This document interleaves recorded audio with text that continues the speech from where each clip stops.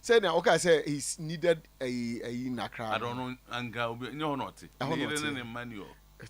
Ne number phone yo. Oba me bisa no say after cast announce catch ne say ni na you know feeling no.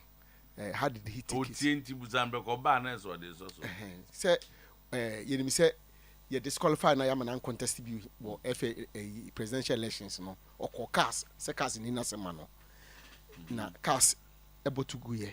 And how did he take it? And now the same case no or local one I work minimum so the court and also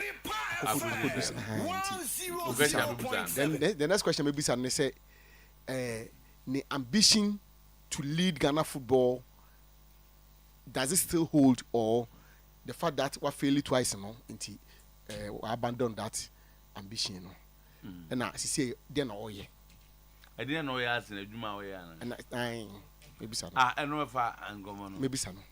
Say Juma way, maybe so. Oh, but that was it part of. So we don't know Didi. We didn't feel it. Oh, that's a question. Maybe so. No, we are quite That is not related. Related to Zene. So we enemy say, or a football person. I think say your question is not really a Juma Oye. No, say I'm talking about football. Then Oye say, yeah, is he still a football person? And I say, based upon all this, watching what football. Now I say, what you're maybe to Facebook.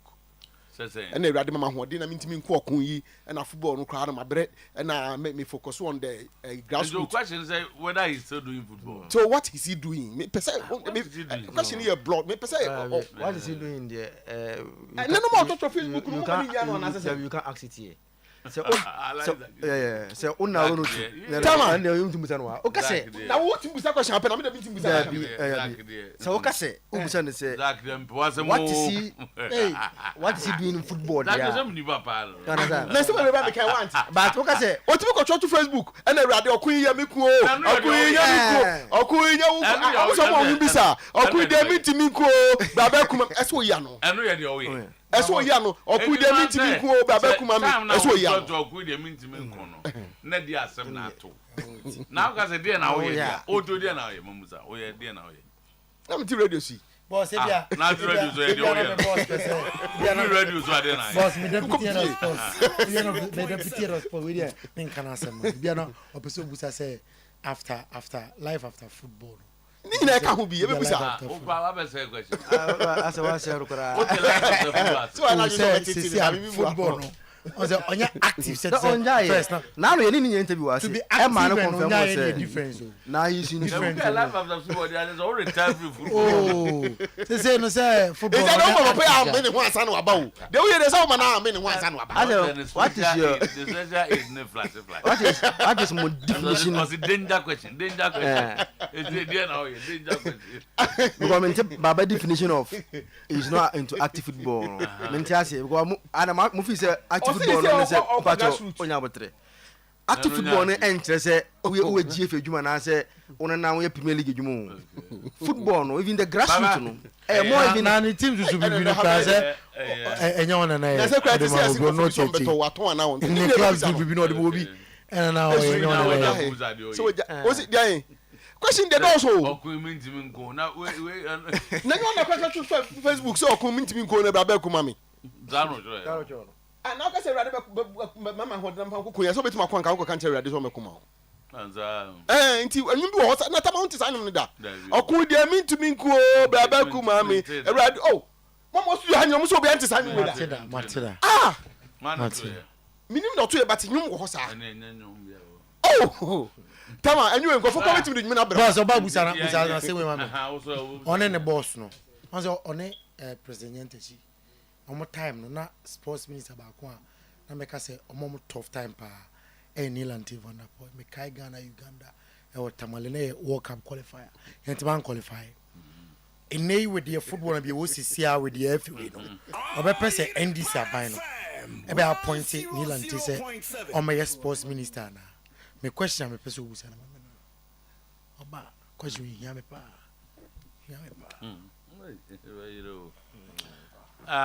Zach, we need to comment. And now, so it was Sunday. Oh, yeah. So it's more about the happenings currently in our football, you know.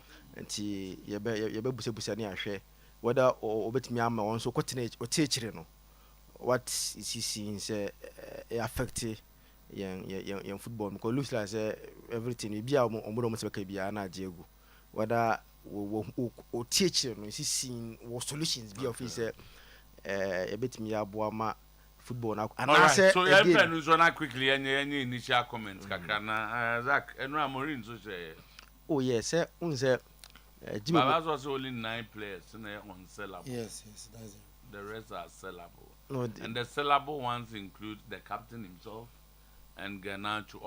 He seems to have a lot of weighing Garnacho, but I say I drop it.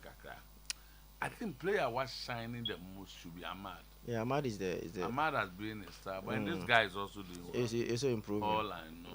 Mazrao also. Mazrao, you know, so also Opa Honding Kaka. As almost pim no content. Physical. Yeah, no. Yeah, no, Nana on for 1 or 2 has been fine. I say so hard, I say hard, I say be no go some aba. And pressure but 2 teams we assemblies here. Okay. But no clearly the Manchester derby which is yeah. And now who say minimum Ugarte and the one Ugarte in the buy Garnacho. Yeah, Garnacho. Minimum so or rest for the derby or because no for Gatti there he will start and he will start and Holland to overstart Lenny Euro to start some of them knows na or just to get more energy for the but for the what's him saying a top chief visited the Kotoko operations and ways and means team yesterday night at the Baba Yara Stadium. Na who some ko some people who catch on the spiritual team of House of Folk NCC were spotted at Swalaba 1 a.m. and they left 9:30 9:30 oh Swalaba na ombeko Newtown 5 and so some kakra wo no and or say he has seen enough and have garnered enough experience and knows sports enough to become the sports minister of Ghana. Frank Nelson Nwokuru. Sports minister no menya din no. Modi kura umuda. Sir. Okay. You've never mentioned it. Okay, you very hold my. So cry. This will be a change. Hey, what you change? Chairman. But Baba, you quick down about you. But like Bernard,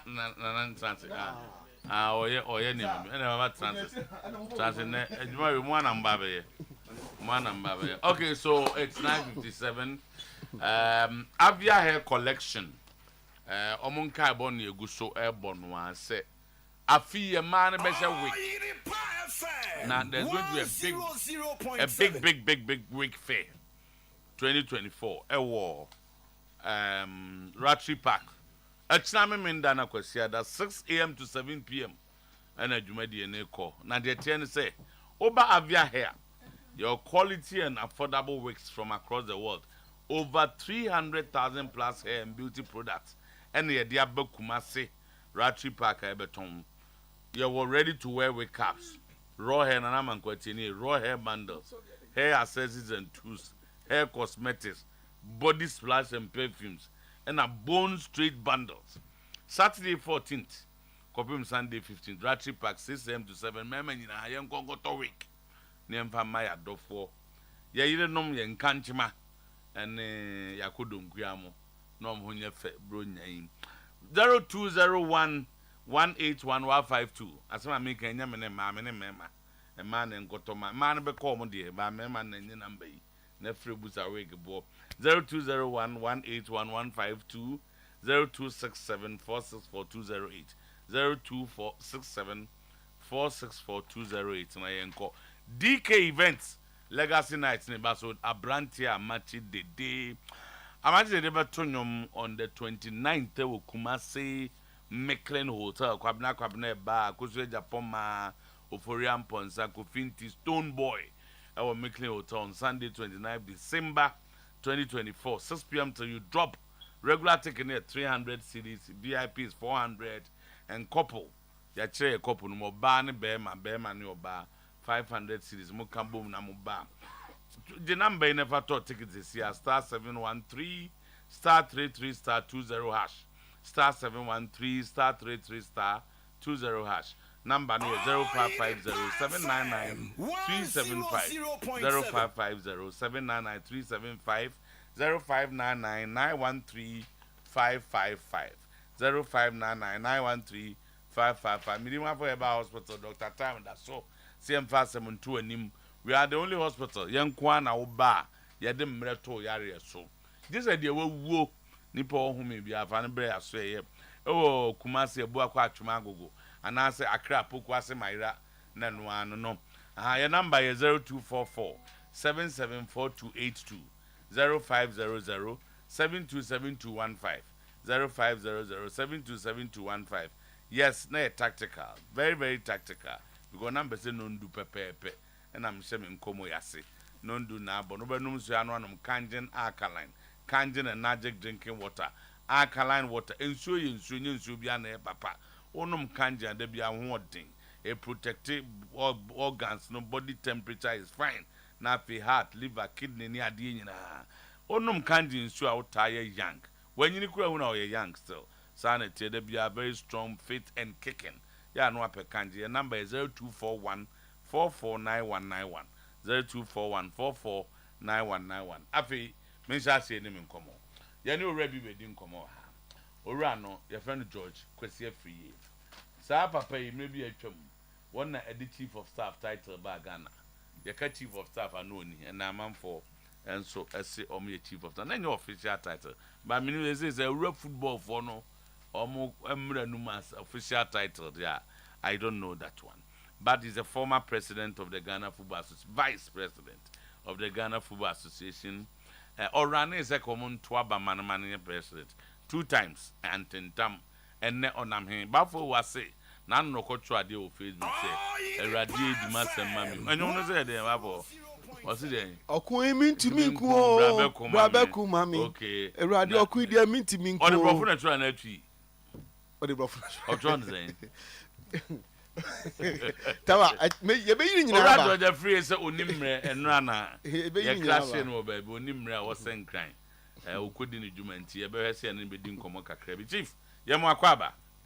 Tama, now who are dear?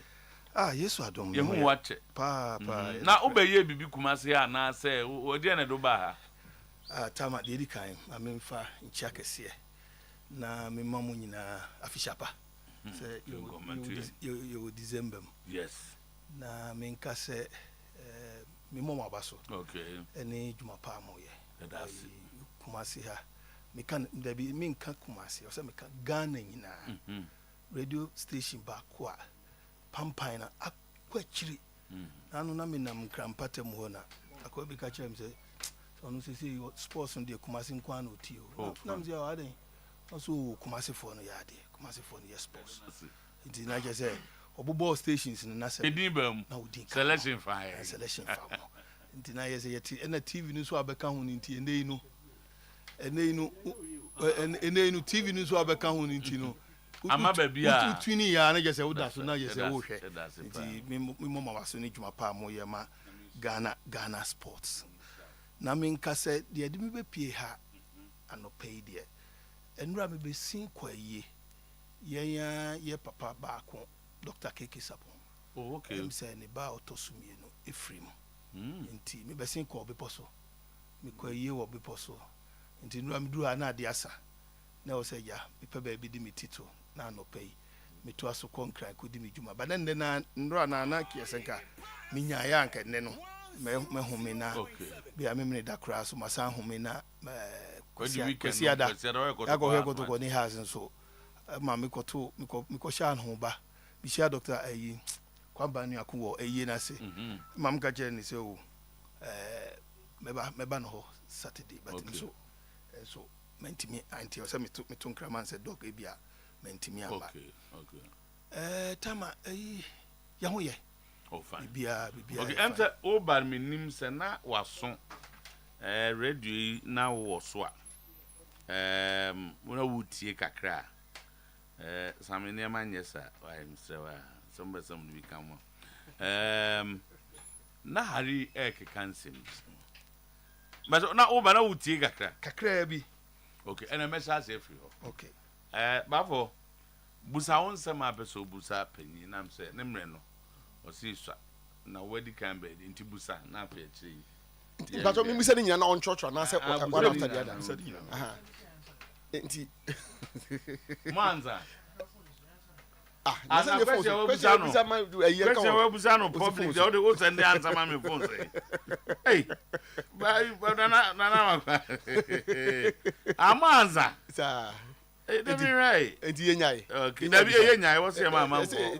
Konkofo person. Your mama for. Yeah. Nana me who answer bia. Okay. Oh, all right. Hey, this is more digitalization.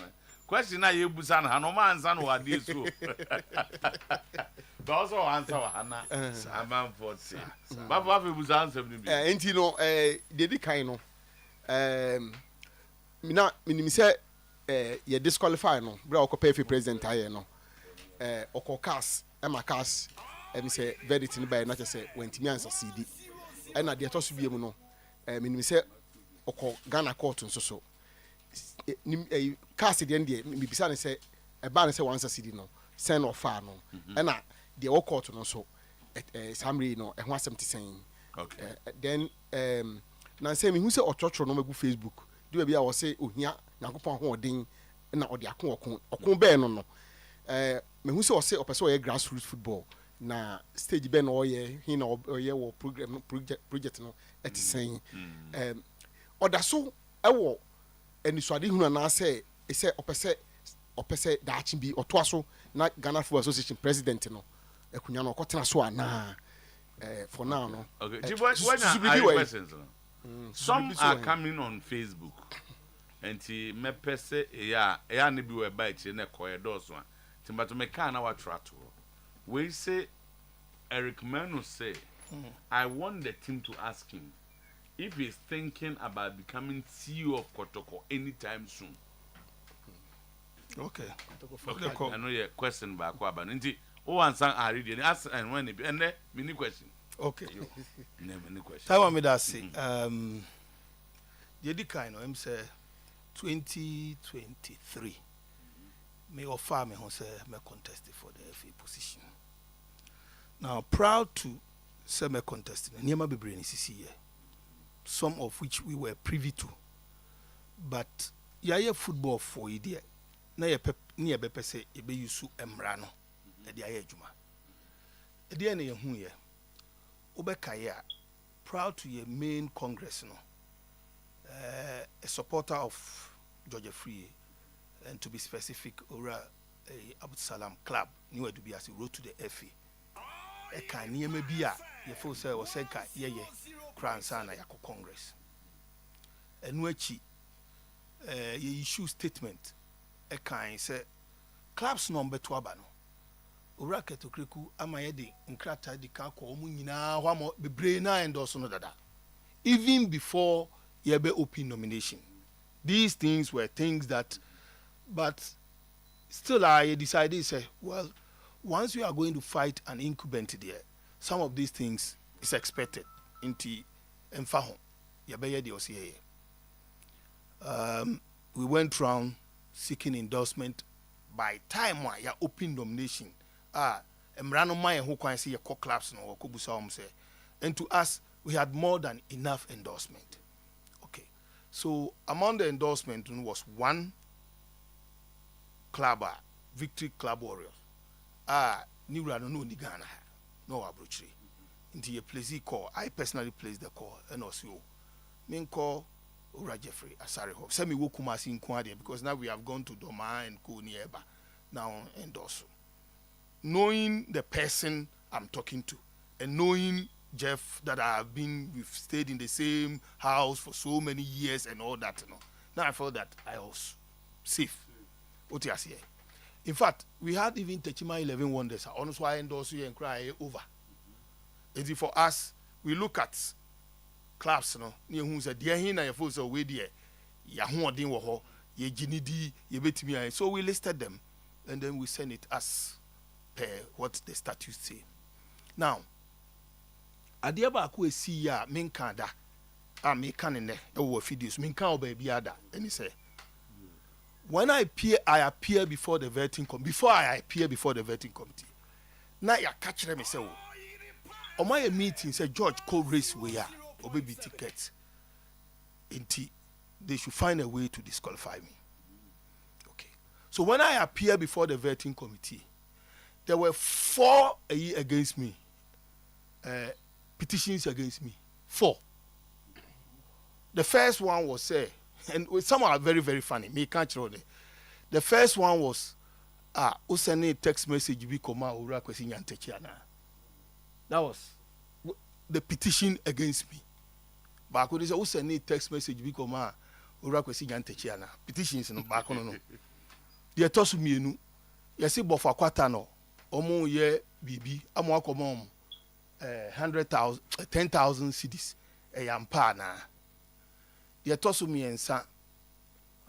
The third one was the third one was Player B of Liberty, and that I think you were a Liberty director. Nah, I was a player and that's a sunny age to win him who be na. And then there was a fourth one. Okay, and then the fourth one was Nipa no endorse victory we on your signatory. So these were the 4 petitions against me. So the first one, I quickly asked them, say, text message. So I look at the interview panel now. Let me show you one of who Daniel Otuo. Daniel Otuo of Ghana Web. Yeah. Let me say, Ora Daniel Otuo Otiwe, Moamotihe. The minimum no ye Ora Daniel Otuo. And Ora Daniel Otuo has been a friend I know before Ansa and Obi Tukwai. We have had personal, private text messages and all that. Banjo, umbe butimi abusan so betimi the text messages no atudwa na. Then the chairman was like, and I know why I asked that question. Mishada, minim denti abusa ask that question because I know me and him had personal nkomobia. So person and I was only driving to a point say a private text message. I want them to believe that a text message should be a private text message. The one chairman said, oh, this is nothing, so move on to the next one. Then the next one was the Bofakwa 10,000 Ghana cedis. I'm saying, oh, as far as I'm concerned, I have not given Bofakwa 10,000 cedis. Rather, it was a certain gentleman called Ransford NP, the owner of Sun City Radio, who made a personal appeal to me, said, Omusi dressing room was Sumiane, and that they needed a support from me. And I'm saying it here on authority. Say, Nyamin Kwana mi tuye skakoma, that course. Ora Randiabi tuyebi, Minu Afraid Achi tuyebi, Prosper Harrison. We also then move on to the next one. So then I moved.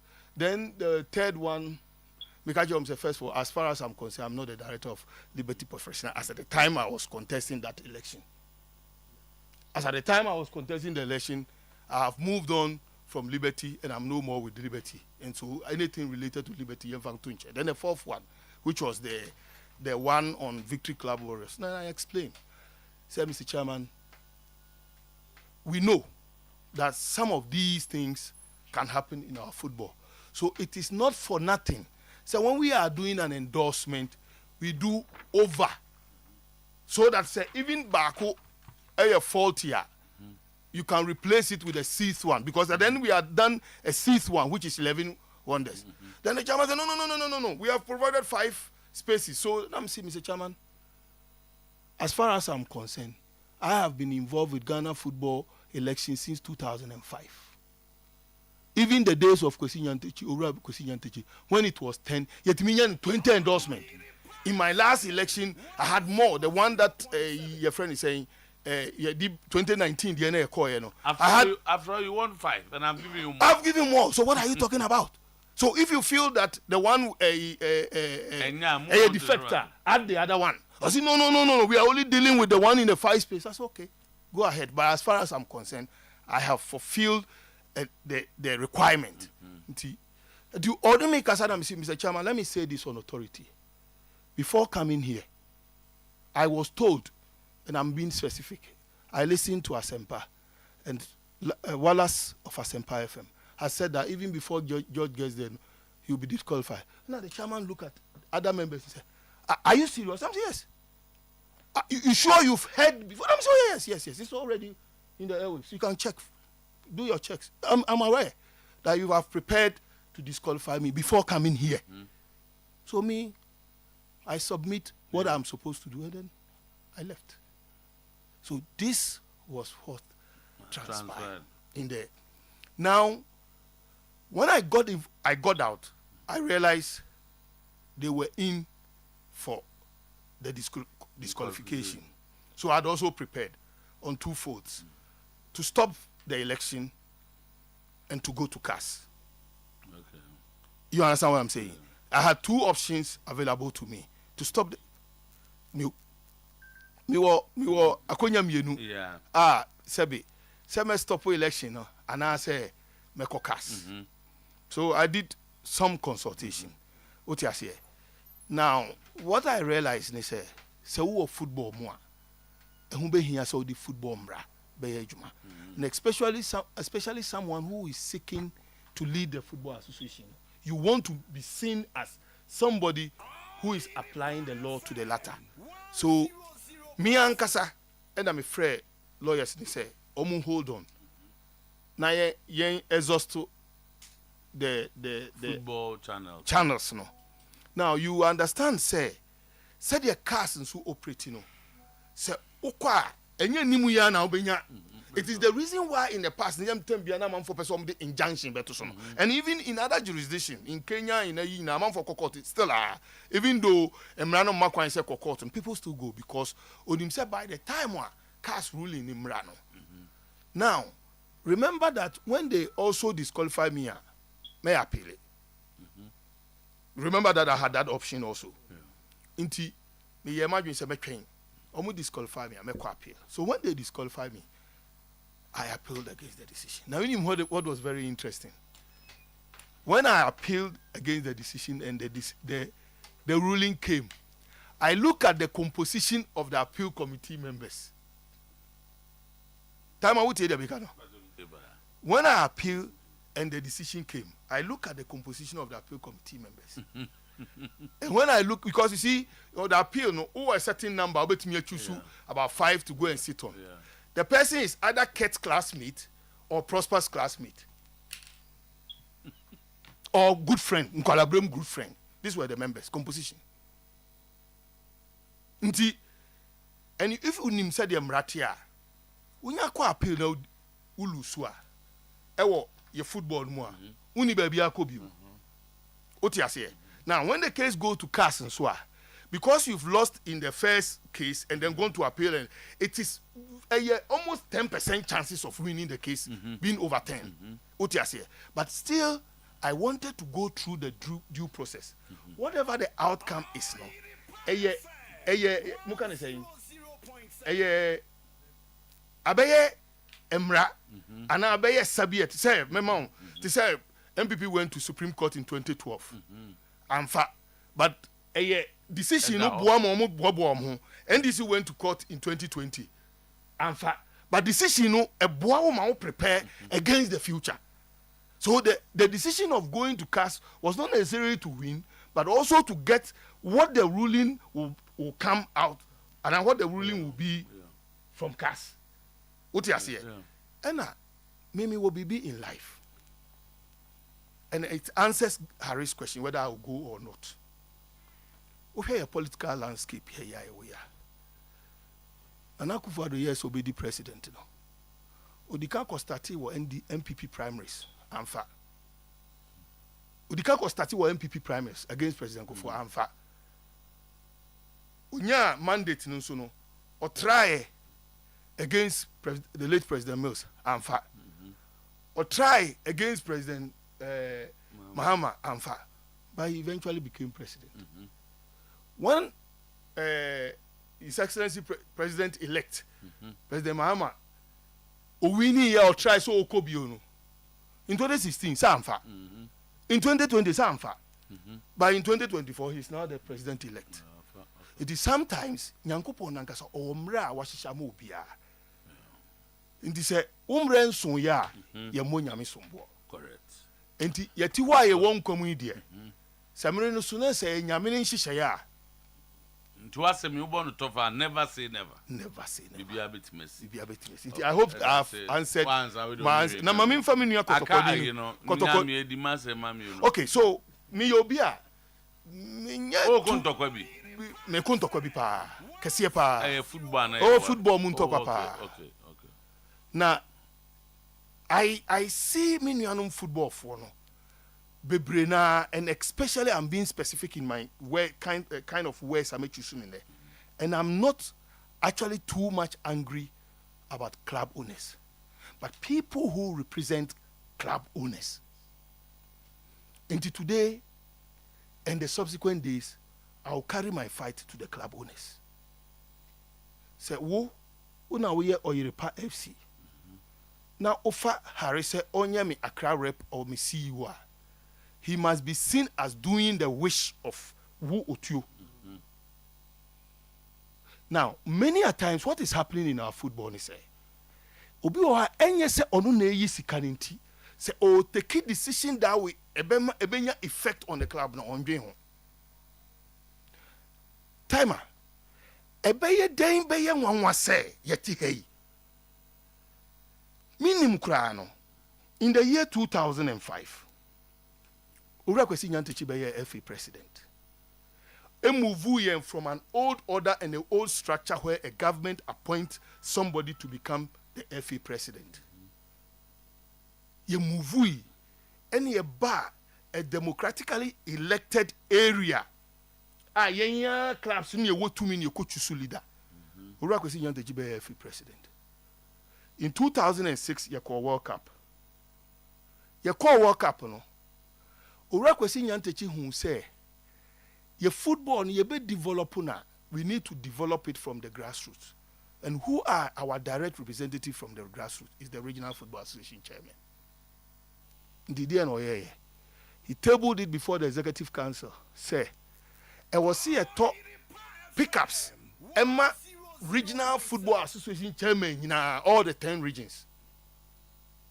Ndidi Yahu odin say sika no. So bekaya aban GB and oma GFB. Yadimu B ekoto brand new Tata pickups my all the RFA chairman. We again bought 2 brand new Land Cruisers. One for the coach of the Black Stars and one for the president of the FA. Fast forward, Ura Nyantakyi esenya sika bio from FIFA sources bio. Okoto Nissan hard body, brand new ones for all the 10 regional RFA chairmen. Fast forward. Osign obefiso no akakra no nim so obefiso. But na car FA president Nick Blaster coach eyusu no na dada. Into a crowd 2 brand new Land Cruisers, one for the president of the FA, one for the Black Stars head coach. Na Fofi Antoata and Ura Nyantakyi fiwo. Yabenya new president in the person of Ura Ketokriku. In his wisdom, he thinks that the clubs are suffering, especially the Division 1 clubs and the women football clubs. And in his wisdom, our great hall, Wahaya, Kumasi Heya, KNUST, or say, I'm introducing a new bus policy. These were his words, not George Free. Iti clubs are ebedi first to third, be a bigger bus. Na Otuo, yakodas kosore ya. Wakokra a 16 years used old Hyundai bus. And you get football club owners singing praises. I don't know who said this 16 years. Otuo, me George Amete. Me are one of the first Ghanaians to bring Korean buses to this country, long before OE. Go and check. Go and check. Today, as I sit here, it's just by the push of a button. Me pay free Korea, be do Kroma. Now, Ukokra 16 years used bus. Over 610 kilometers in Korea is described as scrap.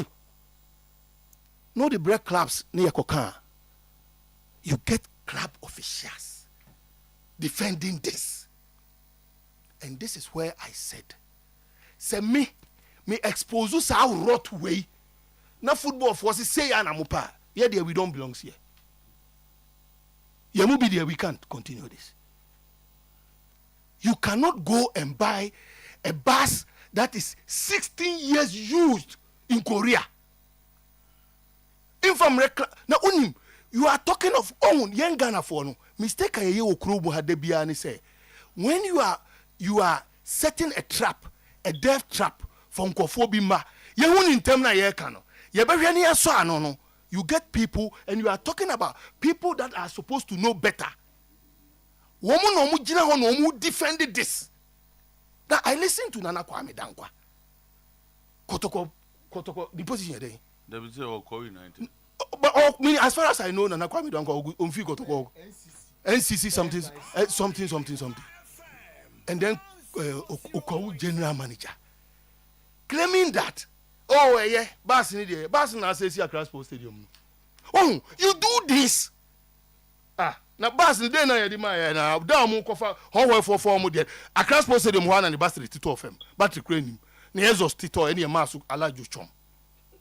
Look, we were not talking about Sesebi Uya dia. Me, I was the first to a praise cat for bringing the bus. Only to be told to say no. Hold on, check bus no.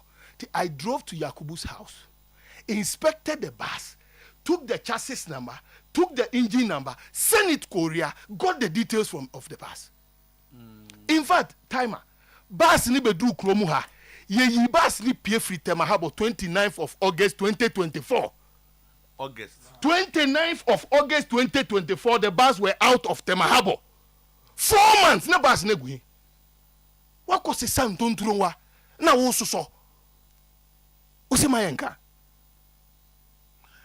About 29th August. Me say about earlier than that. But me say ye timi to duty EPA was the 29th. Usu say okoye mo adwuma na. Me mean susu. Ade no be a free bananga say describing say scrap. Ndi mean susu. Mean susu. Usemayenka. Na amanfo say kete o ye nya udeni. Uye boy. Just because Blaster Kobo match and Koye and also Muamu negligence na Blaster and Koye and in Monday, Tuesday na media ne kana Wednesday yanko yi ntontro no megu abonteni yemfa nkyere obi per clarification 610 as is the one time 6 unim me ye ka adwuma. An average bus is supposed to have run for 30,000 a year. Told him come yes. It is a 61,000 you can edit 2 years.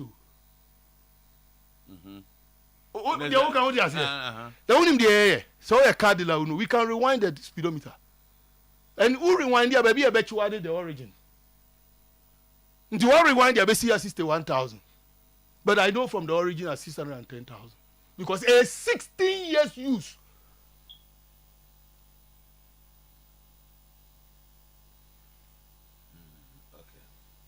The team will Ghana.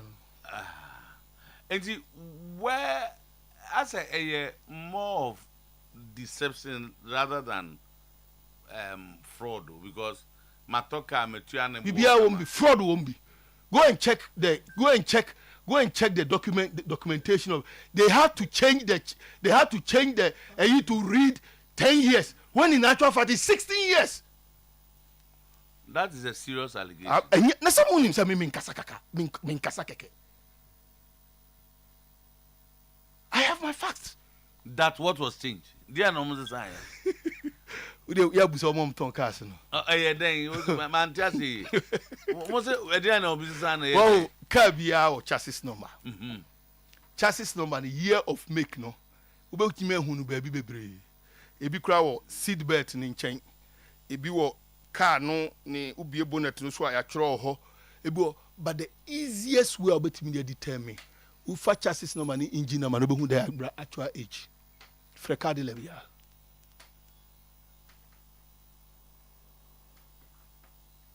They are no business sign no ma ebiri. Dey be kejina oti. Ebiri ni so.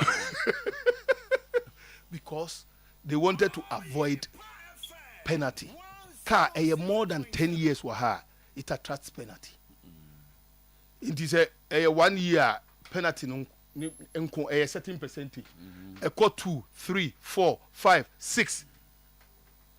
It is a car now say be to 100,000 Ghana cedis because it's over age to about 16 years. We bet me to 200,000 Ghana cedis as duty. Then no you be buying. You be buying. Me jina national TV so na me kasa o. Yes. So nim say me kasa o national TV so. Nimpa. Okay. And then you be platform no so. Mo. Hey. Ti echi aban so adi. Ah. Ye echi class. Na football for na echi o madi no go mo say oh why are there. Now you see mama be ka asem bi wa ha. Time mama me ka asem nchiro. For those of me football club owners na omu nim no. In the coming days, I'm going to share with them documents of how much Ket has received from FIFA as way of support your mother body. So they can know that Ket ye bibi maya and any bottom scar. I will share with them how much we have received from Puma as our #1 sponsor. I will share with them how much we have received from CAF as our sponsor. And all right here, in the year 2020, when Ket became FA president, we received $1 million to run the association. $1 million from FIFA. Also receive $500,000 for special projects. Or receive $200,000 for equipment. And in the year 2020, only $1.7 million. 2021, $1 million, $500,000, $200,000, $1.8 million. 2022, $1 million, $500,000, $200,000, and so $1.7 million. 2023, Oji $1.250. 750,000 special projects, 250 for equipment, $2.3 million total. Can you boom? Since I kept by 1.7, 1.8, 1.7, 2.3 tablet nina. Now here's Sika wajin from FIFA and Kwa in 5 years. And it's all to adiama clubs na. Na clubs no who say oh yeah papa. I don't understand them. Say be omo hu bi da. Oh be there because let me tell you me ni owura kwesi nyantechi ne koye koto aba eyi Infantino me wo picture ne ne when Infantino kaguma sum say tell your boss to vote for me tell us that time ni na Africa majority of us near of Sheikh Salman and Infantino made a promise say FIFA wo sika bebre gu ho a baby eguo no it must be invested back into football. Into the annual subscription you nya no $250,000 na or see me buy me the $1 million beka ho. I don't know about yes. By January, FIFA best send $650,000 to every member association for the running of the association. In July, no brought 600,000, 1.250. Before Ket became FA president, staff strength at the GFA was about 50 or a little bit about 50. And over 100 and something in for friends and cronies and girlfriends. And I said, FA. Because what? I will for the aba. I will for aba yankoche apai. That is how come uko GFC say ya. Ya sister staffs baby. Whereas the old staffs are crying no. Ebi kure nya adwuma ombejai no. New staffs are enjoying. Na clubs no confess kept from adwuma. And no muntiase no. Because look, all these information are not available to the clubs. And Uko Ket's old manifesto. Or see the hallmark of my administration will be transparency. That was Ket's own manifesto. Now, Sika, when I said they find their way into the audit report of the GFA, or GFA Congress. What how audit report is done in the GFA Congress? See the bit and pieces of audit. Nobody even here. Niema me catch you. My boss wa ha. Me onina to unsa frɛ executive committee members. Start from. Make me catch you place here. The process to acquire something for the FA was not followed on the case of the bus. Do you know how to ube yusu FIFA sika na ube yusu even a sponsor sika na so ube yusu aban sika. Do you know the process a ube go through ansana why wakoto what pick a company to even go into this bid in this anima no.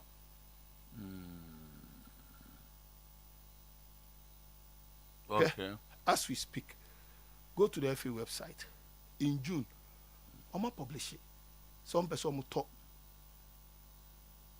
pickups, 10.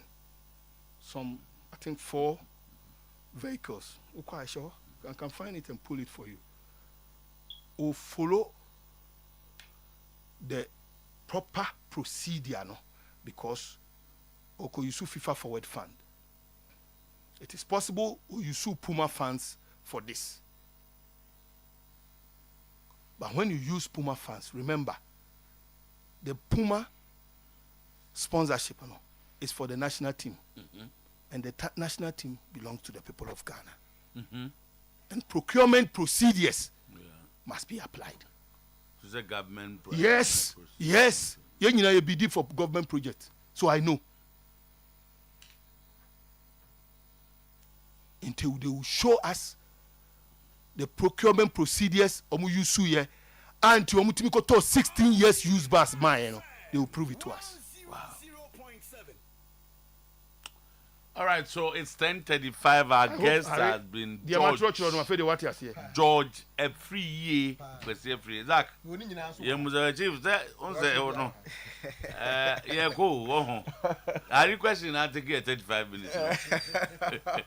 Kotokono answer mami na fe en goza kito. Mr. Kotoko de me said anu we fidie so anam ka so me for say yema Dr. Prosper Ogumunye na djuma as. Em say we fidie so. Tam kan. See yema kwan na nka no nye na djuma as the head of the technical team head coach na yempa management committee. Me mum de me nka ho. Ba me sere say ka yebetimi a yempa obi nka na obo adwuma but nka yempa nipa bi nka no. Na omumwa no because adwuma no so kotoko adwuma no so kakra metimi aka no say the ura kwesi apia be kwesi enche no asako sa adwuma Sudan na wadam for kwesi apia amandi Sudan for say ya one na me kazi yes onya ade kwesi apia can't say the kind of black stars or person building kwesi apia ntimi fayanko eso kan open one fence ye get one ne sekati de on fa ne ne mansie how do you want fancy? Maybe an interest one fancy. All cover on Ankasa say, question with the Ghana assembly a canon. Obia, Sebi, Ghana Niba, a Jumabanu Krum, and yes, Onye Bida. Time at Debia Mikasa Semoyana man for review. A month for review say, yes, share setting Egypt 6-1 be Kumasis, Baba Sports Stadium, never could see up an echo. Yana, and go for Yana man for review say, yes, share. You need Germany bo 2-2 na kwesi apia o. Ti umu na we blaza na mundi coach ma kwesi apia no. And you say me katu me hu say me katimwa kwesi nyante ji pa say ye interview nkofo ye mfa adwuma no ma enti kwesi apia he appeared before me. And I'm so proud say because he mfa adwuma no ma no. Owura fi say me na me ko announce kwesi apia as the coach of the Black Stars. Enukura minya ho asem. The man no. Near the man. Okay. And there's a muyi no. Now only my assembly. And then me come assembly. When I traveled to Bahrain with Bahrain or Ethiopia with Ora Didoku, with Ora Kwesinyantechi. And at that time they confirmed the decision. There are two if it say esconi your platform. There are two so you decided to say the Jumanu Kwesi Apia George war Bahrain so ba be announce Kwesi Apia as the unim say when I announce Kwesi Apia oba ya table sanity me chen ye titi ho at the next ESCO meeting Kat Busa say aden na me ba be announce Kwesi Appiah na one fresh ESCO for that me tramin chain at the ESCO meeting. Maybe his personal hatred for Kwesi Appiah he questioned me at ESCO meeting. In fact, it became a banter between me and Ure Diduku. Say, if for nothing at all, I'm saying, it's been put on the FA platform. Why do I have to still invite you to come? Me can't. I saw some family players. Yeah, not me tien kofobi. Yeah, me tien kofobi na. When Ket was ESCO member, say decision be corner and clear. Otimi tweet. Otimi throw what in Facebook. How can you call so and so without this? He was an ESCO member. And no be kokabi way. And I know me say RFA chairman for Greater Accra. Say adena Yakubu Akoka say na we fiasem. Hwe. Na Congress no kwa there's no room for you to even bibi alfo so and I say you need unlike the first no kwa ye wo other matters I obetimi aka bibi say ni ho. Nti say Yakubu bibi ha na heaven ongo ochoro kokra opa na obe respond. Ma okra say anansi afre o. Buza ya no you have to respond. Why respond? What was he after me? What is the response about? Nah. What responding now? Saying? Na timer. Me anya bia nye Ghana haya na ewo na yesi Dreams FC. Ni RTU kobobo. Papa waiting. Zakito team. Na omo bebobo no omo si oyeye watamali oyeye ntu kwa mimi kura mi kom krom wo second o mimi nka ho. Pra notice players na nkasa. Kobobo no. Omo asi yen ntra ka bia mu aye bebobo. Zubo no ko so wo dawu. Em yetimi ball ma score line is in our books today. Are we serious as a country? Are we serious? Now you can say the leagues and the cat is being manipulated. And I brought no na won't say. Yenti ya na yesi interallies ni as gold Ashanti Gold abobo eti score line no ya bani two teams ni nyina. And I know me na me kan. Na no ya na eti Alhaji Gruza o say oni Dreams ikobobo FA Cup o say mum fa FA Cup no ma ya nsu emfa league no ma. And I know me na me kan. Nti me dey nyina akomo. Na no ya me ti say Brekum Chelsea. Any Heart of Lions bobo. Na supporters be so the obeji ball we dey try e o atomo penalty. I know George na kan. Ebi o ma di ball no achi penalty ba o And ebi awu say mu say na musmu hu say penalty ba. Okay, and I respond it. Of course. And then of course. Okay. If this is not manipulation, na no yeden. Me aminu Albert Komi. And you know be kan say match we dey ball na we mu boy nyina na say and I mean am kan. Suzubribi no order. Suzubribi call relegation. As usual. Do Division 2. Division 2 no cry more because what we need to do and it's a Otuo. And it also me and also boa Harry question. Your football no to develop the youth no somebody need to take that and go for a year but say a year. It's my interest now. I want to mean I know difficulty in reconciliation here me but just say oh your team no dia. Let's just say oh catch as a GF abanungo premium no. Oh why? Says his own affiliation. Now other way youth football no any affiliation. That's also to be no nyebium. Make as what me say me Division 2 no na me but it becomes something a complete academy. Okay. What I say now? Oh, of course. We recruit all over the country. Now with the proper structures, proper coaches. They are teaching kwala no. So what they want to mean small referee be many maybe. Unim team a produce the highest number of players for our national team A. About leg bay.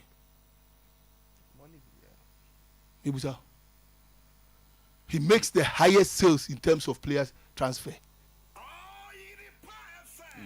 yeah, cheetah. Every year be your transfer. Yeah, Central Region Division 2. Unqualified. Inter-Allies was after Liberty, was one of the most successful team a Grumun Kwala. And a friend national team going to play and count. So I'm going to try bet. Now you can say much every day. Sir, you almost say ban, they had a ban. But I'm saying that did they prove say Inter-Allies be try bet? That's the point. Zach, Buswasem na. Yeah, before I be free bus no.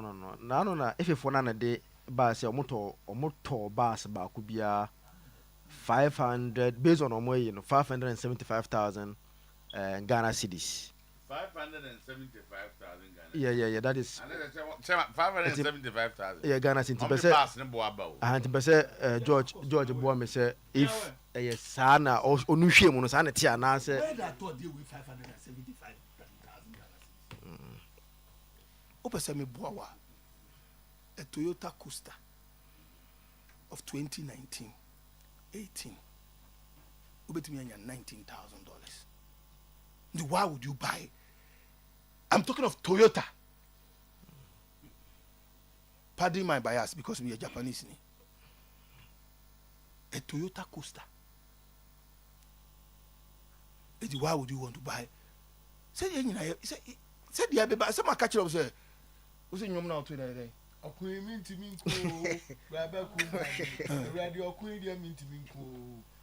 Some I will present my documents. What the more? Oh, Otuo-Acheampong, some kind of You have documents. There's a grab with any sports minister. Ah, okay.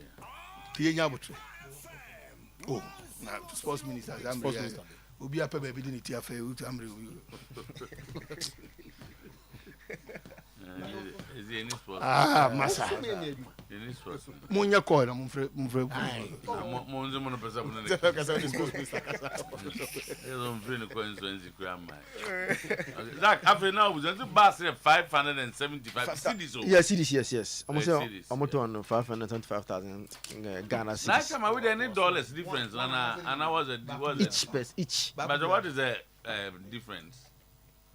$19,000, 575. Okay, so at the time, Yamfani say at the time on Mutoy. So say 575. Yes. It is it's about $35,000 at the time. Okay. That's what they claim. That's what they claim. Okay. There's anybody in China Costa. It's there. The market price is there. Bet me, we screen you here. Bet me about how to buy a bus. So almost in all, no, they spent 5,175,000 Ghana cedi in acquiring those buses. Okay. In all, 5,175,000 Ghana cedi in acquiring those buses now. Otuo, this is the mbema assignment. Okay. There's a homework. Yes. Homework. Busa FIFA procurement procedures. Call FA website. Call GFA website. See how many okasei. Call GFA website. Call June, the month of June. The month of June. The month of June. GFA website. Oyerepa FM 100.7. Okay.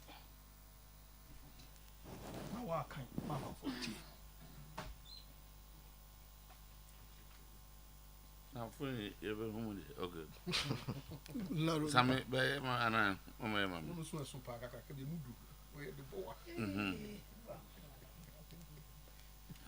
So GFA FIFA forward projects, procurement of vehicles, request for bids. Chamanya no. Cause kai any was here no.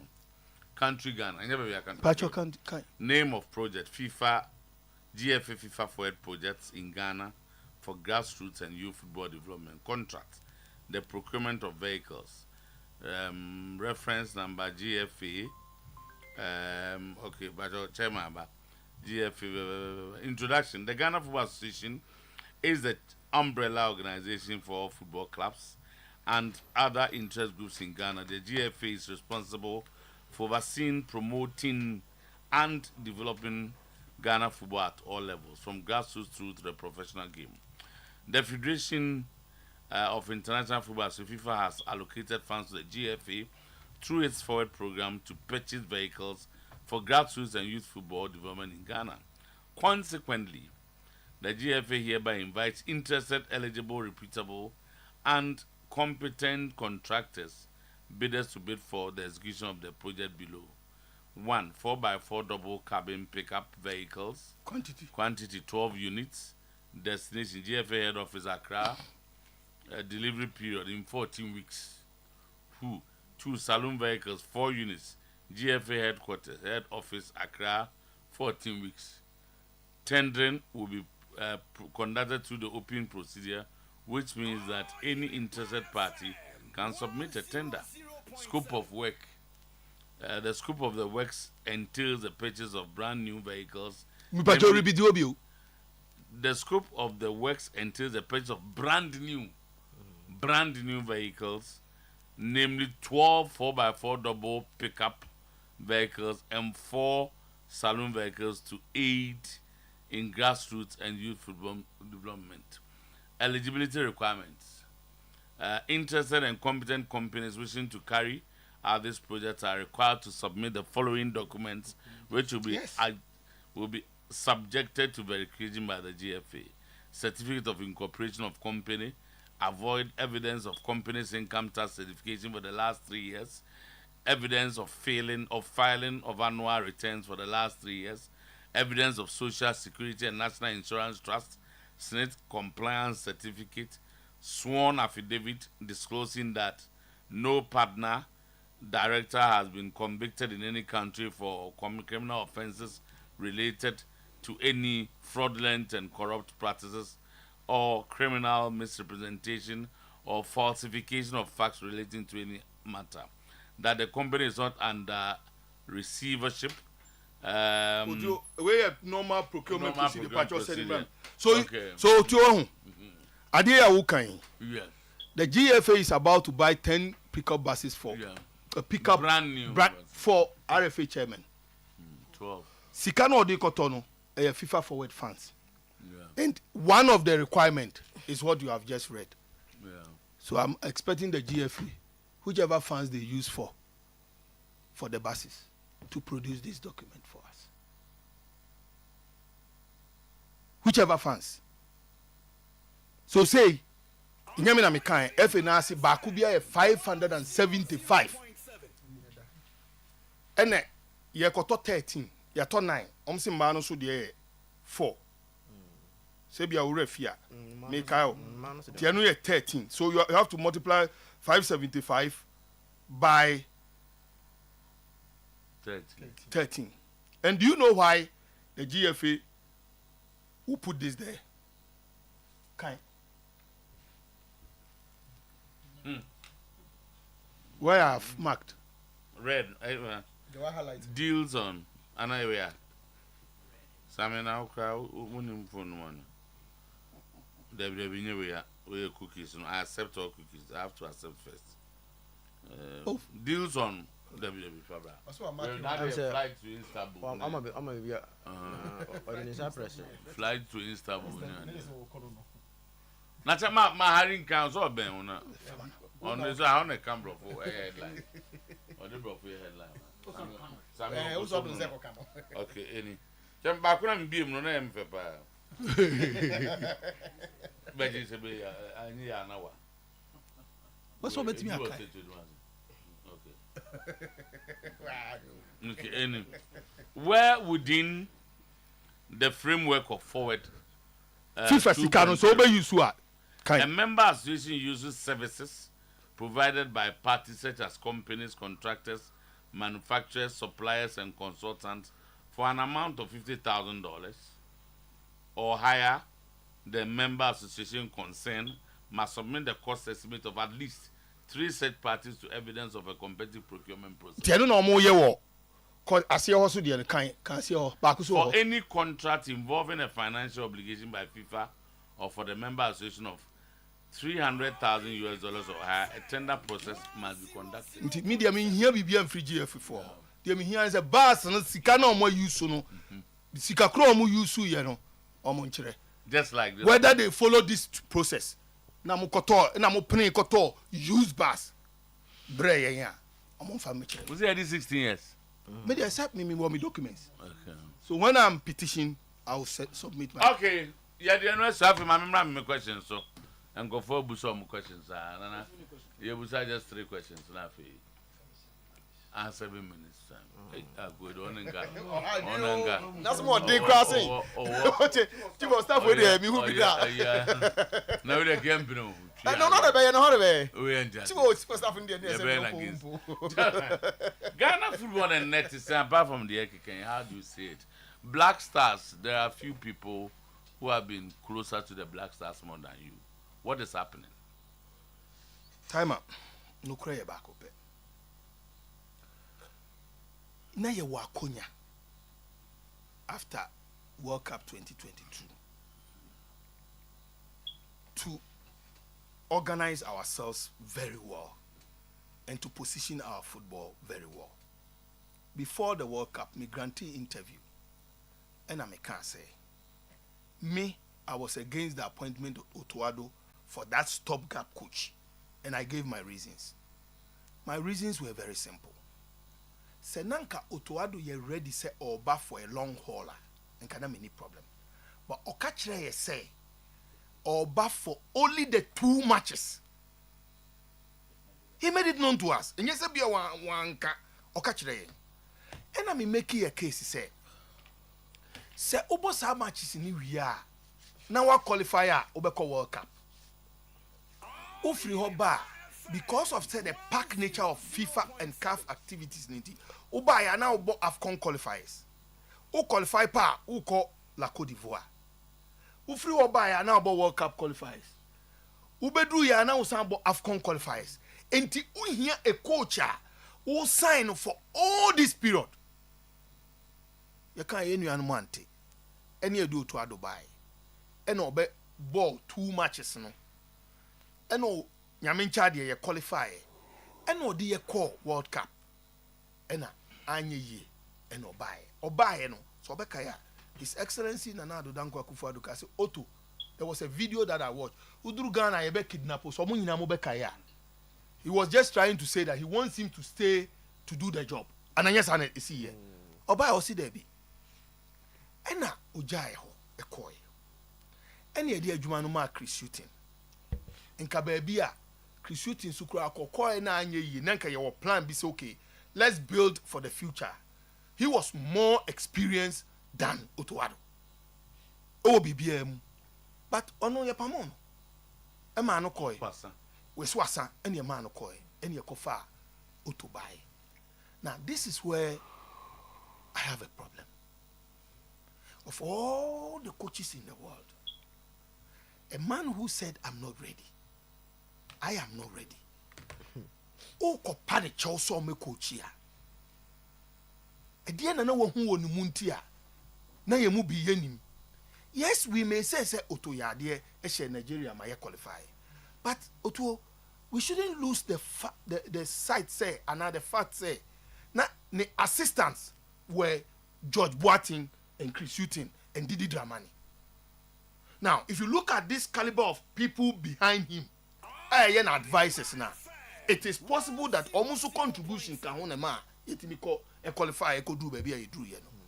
Now, so waba. That's a awful says uncle for when me here Otuo-Acheampong, me here Chris Shooting, me here Didi Dramani, me here George Boateng. And to you, replacement Otuo-Acheampong, Pentel, and Fataudia. Then I think that assembly am ribi me catch them on say ket the football ne baye matra makwe no and all because he's done the matra makwe over the period or the year under 17 matra makwe. Of a coach. Under 17 at home. Under 17 now, how many coaches are kept by us? About 6 coaches. Just check.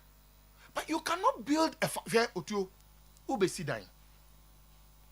Now o start say ube sidine na kofa amazing. Omo 2 amnewie na no asesa no no afọ obi abegu concrete no asesa no no afọ obi no yenye ne sa enti wo ba na wo beji adwuma na ankasa no na wankasa was scanning within the coaching landscape to say that me under 17 there e bia pa kwesi na wa show over the years say onim kwala tete enti me ba me under 17 be ma pa kwesi whether enye wanyo me back no me ba e bia ma under 20 me feel say Otuo-Acheampong ana say bia Didi Dramani na aye bia me hu say enti me back no you should be you should be able to put your programs in place. And yes, no ba uye we no atane no wasan we no adane no wasan so who is the account ama your problem say nanum ya me nche bia na metis yes we rakosi nyantechi bet na station you are like I say what change 4-5 coaches with each say you don't know what you are doing. He said it. But that's a fact. I hope say onu kan uns attack bianco so. Say me ye na ekokan ye because say umpeket asem. Okay. So that is for the national team. Make even a local football. Nanya bi na mkoka ya charge me. Nanya bi na mkoka ya charge me. One name say league the cabet. The league we cabet. Otuo-Acheampong usu nim. Matiti. Okay. Now now be club owners and are they aware of this? Na ya won namfo ni o ya busa mo. Meso matiti. Okay. The Ghana football no ye bende na ye nyende na ye there's no hope because you see say mistake ni ba na all expect it's okay say you fan say pamu Chrisute no ye nyina ye wa ha and FA set criteria they compare a new coach they just threw the criteria out and decided to do their own thing it yana ade na ye me say but enye see ye nim de ye o hwe maminka wasem Ghana, the last time I called AFCON 2004. Now, Kurt, we are FA president. What about first 2 matches? We are but you have 4 more to redeem to become even second, to win the second place. Yebo, Angola, now only under 20 now. Germany and Switzerland. Now, only possess Sebi. Who were no nyam as FA president? Edu baby, your presence alone. In the coming days, Yemubi, you bet you the choir. You fast to Michelle Algeria in 2015. Na me can me pese obi adanse for betra ho. Me fret 50 taki. Who? Enti Ubasa ko jina ten to ababium da cha na ndi emre na betre because go for amom to abai boya omo na no mko tamale no 90 something percent tell no emuni ati ndi ngo bi se uyo bi na okokra uni chance ko ha emre no beso me say emre no beso these things will be made clear to club owners se sekete beto ball ma wa enya ni bottom ska Obro buta enye ni bottom ska Oto 16 years use bus ma wa enye the bottom ska dika obeto bus we na me my mount you can say precedence but you know how during our time you talk brand new na say see am no ka say or talk brand new buses am RFA chairman no brand new pickups am RFA chairman but who club no say who be 16 years use bus and you don't see anything wrong. George, question free and I'm mankwa higher juna na me use a question. Baba, boss, buswa se be wi anafi. Boss, master ni.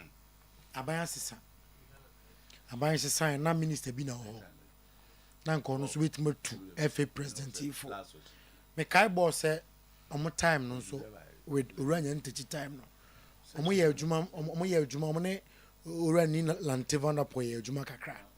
Hwe ne star of aso ye na adwuma na ena bia football no ko sisia na enya endorsement na peso ye ne mu no fi se ye mpe obi a ne otise ono who buza question now me say question na buza ne say omumfo no mra ana say omumpe obi a kwan fa so ye na dwuma no esese emra bia football ye du sisia no ye be hia sa sports minister ni bia na me answer pa. You see, me bag Ghana football. Me who ministers be brave. Ministers are me. Ubusami omo yadie aboy football pa na say omo boa sports no. Meka osafumafo. Meka every free ankre ya de bia obi ebonachi. You see, this world timer. Yem penukre. Unim say I'm the only person within the football association. Me defending every free ankra from day one so I be seen and I will never stop defending.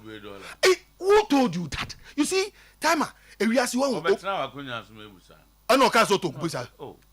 You see, here timer. Mamin catch you. We are one. We are see. Obibe timia can sema to so timer. Mamin can wasem. You see, me pese me rebe fi niema pese me kan. Ubusa me omo a me you osaf mafu. Every free anchor. Me you every free anchor. Me yi Ayariga. Yes. Was I 2 against MPP? No, I'm talking about young time. Remember that.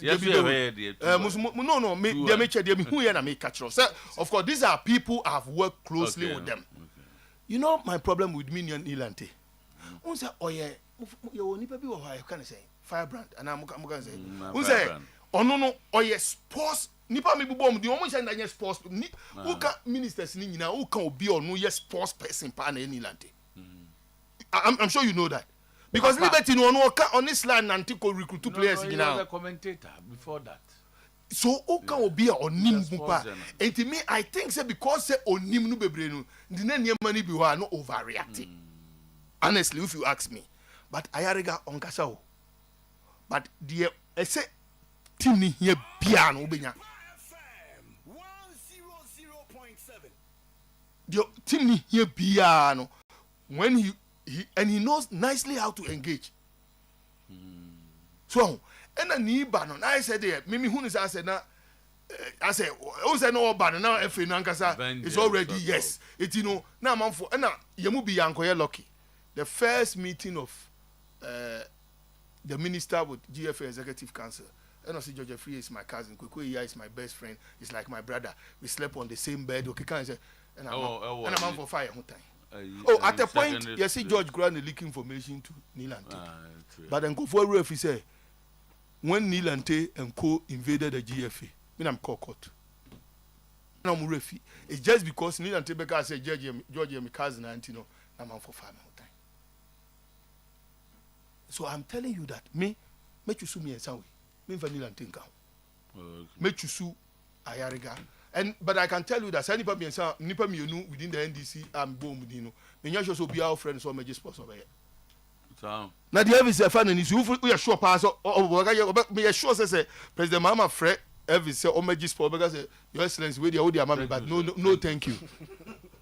Hey German, what is Obi Arga mamu jeep now why is me deputy tie Besa Ayariga my jeepa timer Ayariga had gone to promise the players he said Munji cap and memo cars and these things are it's done everywhere na say here he sabi Real Madrid to cry sabi mom sponsors chom these things nye bibia say and no circumstances team no yentimi anje cap na em say no cry dem say be okodi anu cry ma ye bibia wi they don't say oh your excellency we there do yem fama but no you see maminchiro the entia me mekasa Ayariga took over when Yakofeli see Brazil. That's when he took over. And I'm a boy, he took over from and took the team straight to the finals of AFCON. Team now cause problems in there, you know, what they call finals of AFCON. How did he do that? How did he manage to? What did the American say? And for me, everything. So question, what would you recommend ananas kind of thing today at the GFA? Nasa Niema is football. Change because you take it. Nasa Nas you should know by now. Said Niema obey nay Niema Niema football moon. Na Niema bini the anas beye who you know.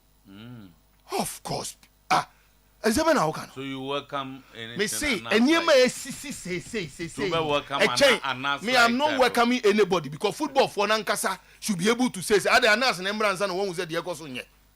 You are not welcoming anybody. I'm not welcoming anybody. No, Tama, be very careful. You see, we have some diabolic people in our football. You don't know they are people. Who this 16? Who got 16 years use bars? But you have enough evidence on that. Otuo. And you academy, your friends, and to be academy. They can't answer me, but I don't invite you. Oh, okay. Na Kotokoni has there na beka fa ho. Match one be say one and two. What him say? Minya konya ni has coach Kushia Kodi Nkomo. Yeah, but before the season started. And talking to him, I realized he knew what he was doing. And the migrant interview was Sometymer me catch him say, "Omo allow Coach Watara no nya nejuma." Because he's focused on him the oil because he was infusing some young boys. What's that? You just players be requiring. And he knew what he was doing.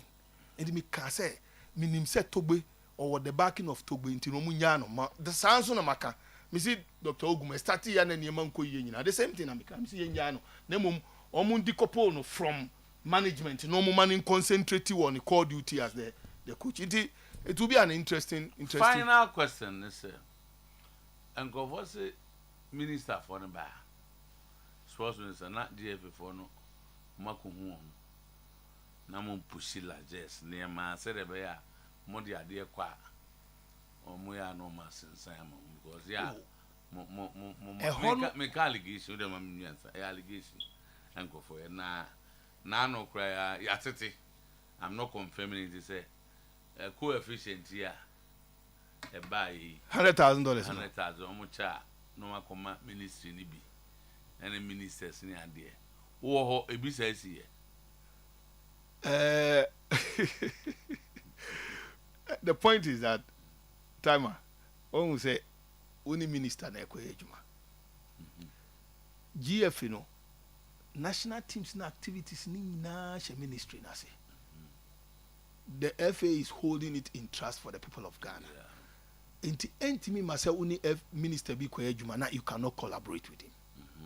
Inti eno die say FA ni collaborate with any minister I don't have any problem. So send from kakra. Oh enyam from she but mu nyina mo ye juma boom. Me eno kwa de me support. Say bia Ket is able to work with the minister so but enya 100,000 coefficient no 100,000 I have a problem. Now say me na me break story. You don't know? Sir 100,000. Oh, so famine attack time na. I broke the story of 100,000. Let's say me can here eboa. Me can am zomboa. No me say embo.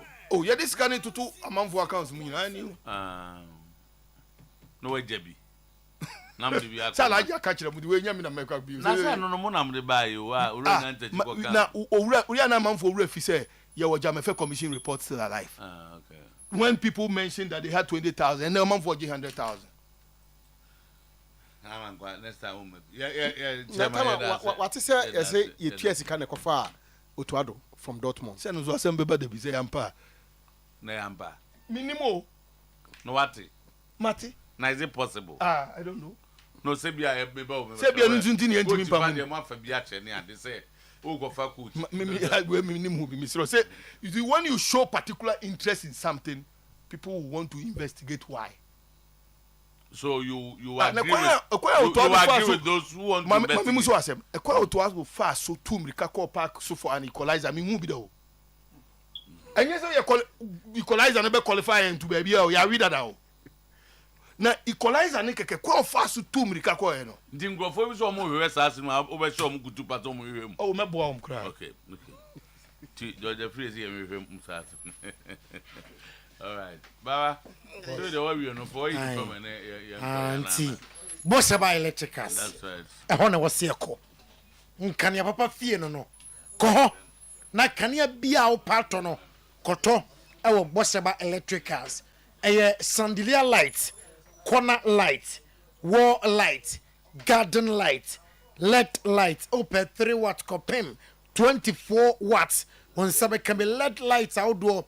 Blue and white, when say can be ɛwɔ bɔsɛba electrical sɛba CCTV na kasankasa papa no nyinaa ɔnsa bɛka bi ɛna afei CCTV cables no gb ɛwɔ bɔsɛba electrical ceiling fan brands ahodoɔ no nyinaa solar fan gb ɛwɔ bɔsɛba electricals original certified cables 1.5 mm kopim 16 mm ne nyinaa bɔsɛba electricals MLB adum PZ ɔne KJT market no edi animhwɛ adum ha ya bɔsɛba plaza prisons runabout baabi a yɛdi adwuma yɛ ba wɔn ɛwɔ ha ɛna afei adum PZ antiata kɔfɔ dan no mu wɔn ɛwɔ hɔ 0322 030838 0322 030838 0536 095 966 0536 095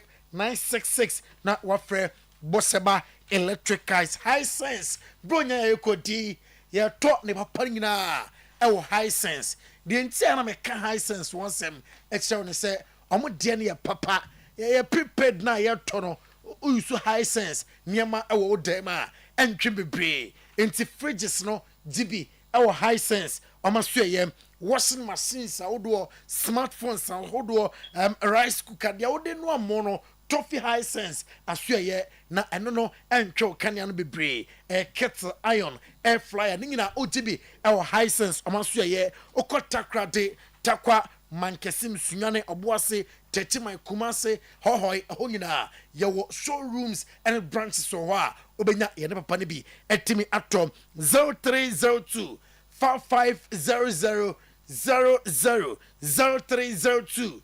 5500 na wafrɛ Dr. Daoud of Daoud Scientific Helper Hospital kɔ na ɔnsa yadeɛ kwankoro yadeɛ yadeɛ a yɛko a ɛnkɔ yadeɛ wei deɛ yɛsɛ ɛyɛ yadeɛ a utu ase a ɛnyɛ yie abusua saa yadeɛ no fakɔ dan Dr. Daoud na ɔntu aseɛ ɛma wo yɛsɛ wei yɛde ne toɔ no wɔn seɛ do saa yadeɛ no ɔbɛtu aseɛ ɔwɔ mfidie bebree wɔ hɔ a wɔde ɛfa mfidie no na afei wɔn ho yadeɛ a ɛwɔ honamdua no na ɔde abibiduro ɛtumi ɛtu aseɛ ɛnti ɛyɛ hypertension ɛyɛ stomach ulcer diabetes stroke afei low sperm count ɛyɛ hepatitis B ɛyɛ syphilis stroke ɛna tew dihyɛ bi ato fam kasakra ho ayɛ den ɛde amanoam ɛyɛ Dr. Daoud na so ɛyɛ ɛna ɔbɛkɔ sisia ɔyɛ ɛyɛ fibroid ne nyinaa ɔde ɛkɔ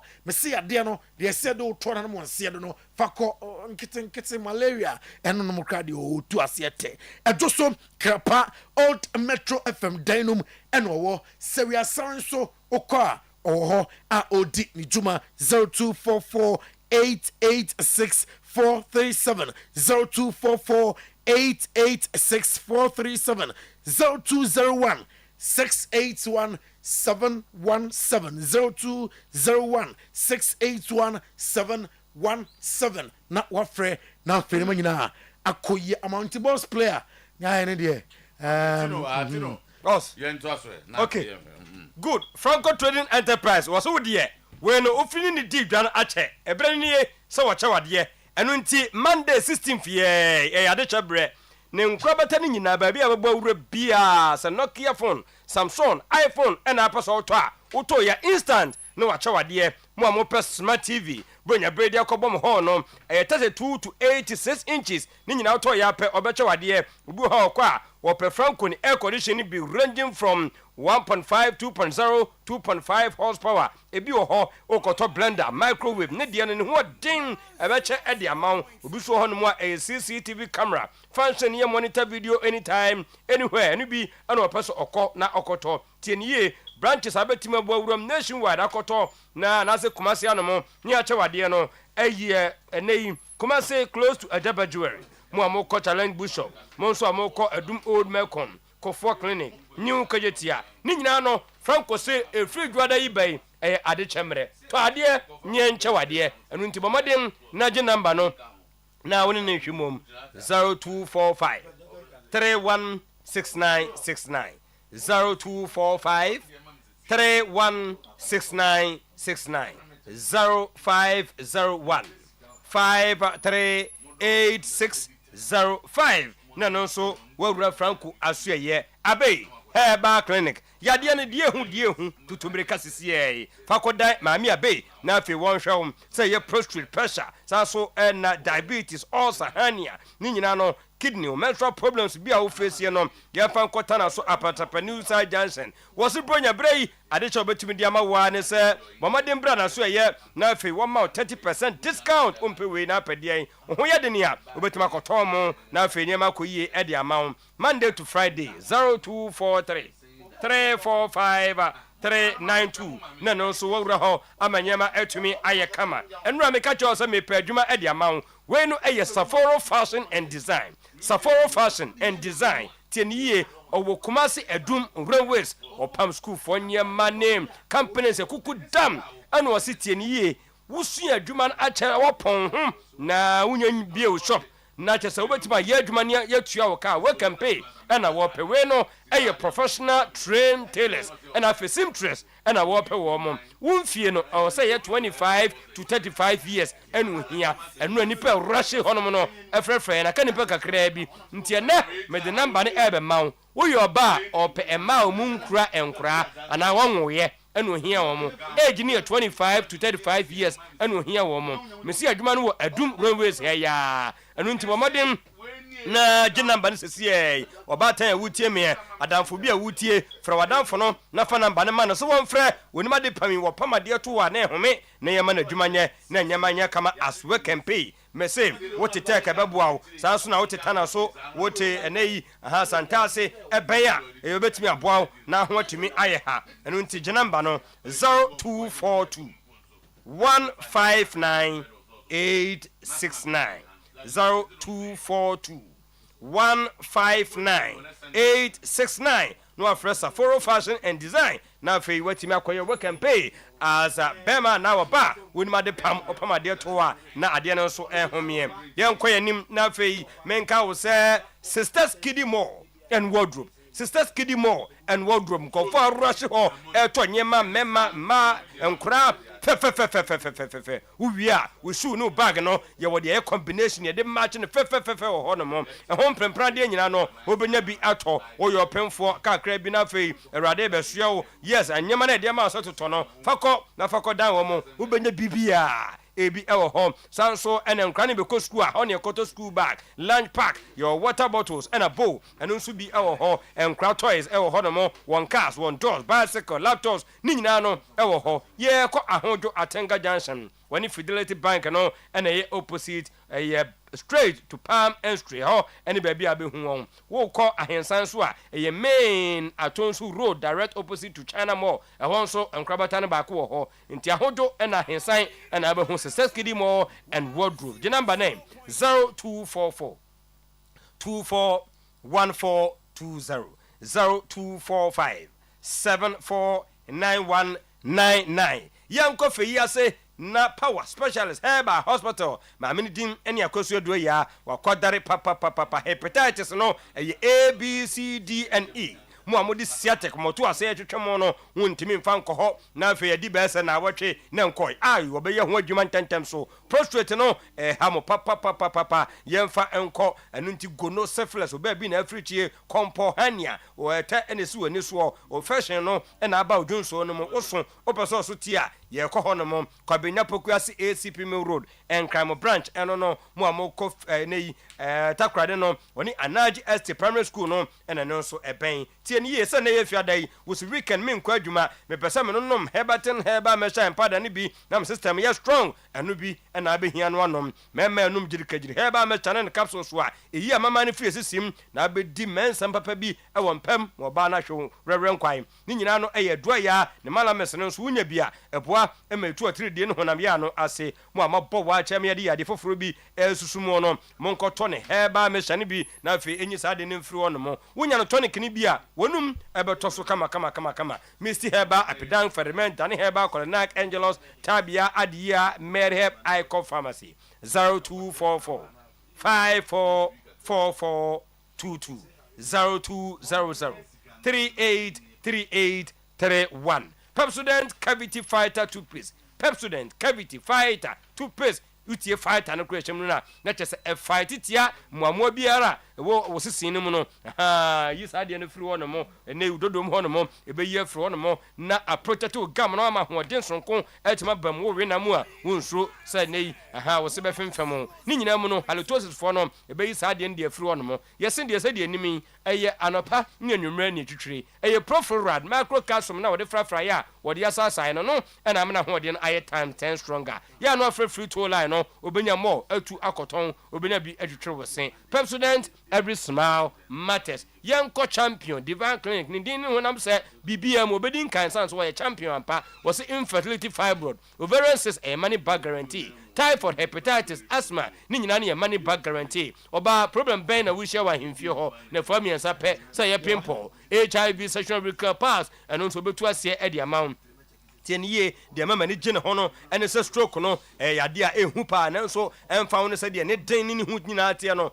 ne fo na pe no solve sa problem no e de amount wo de siate koto ase na etwetwon ene de ekwa tieniye de de ne se eda wo de kon de na etwetwon umfiri ho a umpie mfini gate ho no instant na siate ke ade na no so ejai efro so akra ye kotantra he woni sen flat no ena eben kuma se after Mecklin Hotel Danyame 0548 593968 0244 230 535 was only Jesus can make you champion. Not just say enyama to me I come and the boss player. Right. Tino, that's it. Thank you very much.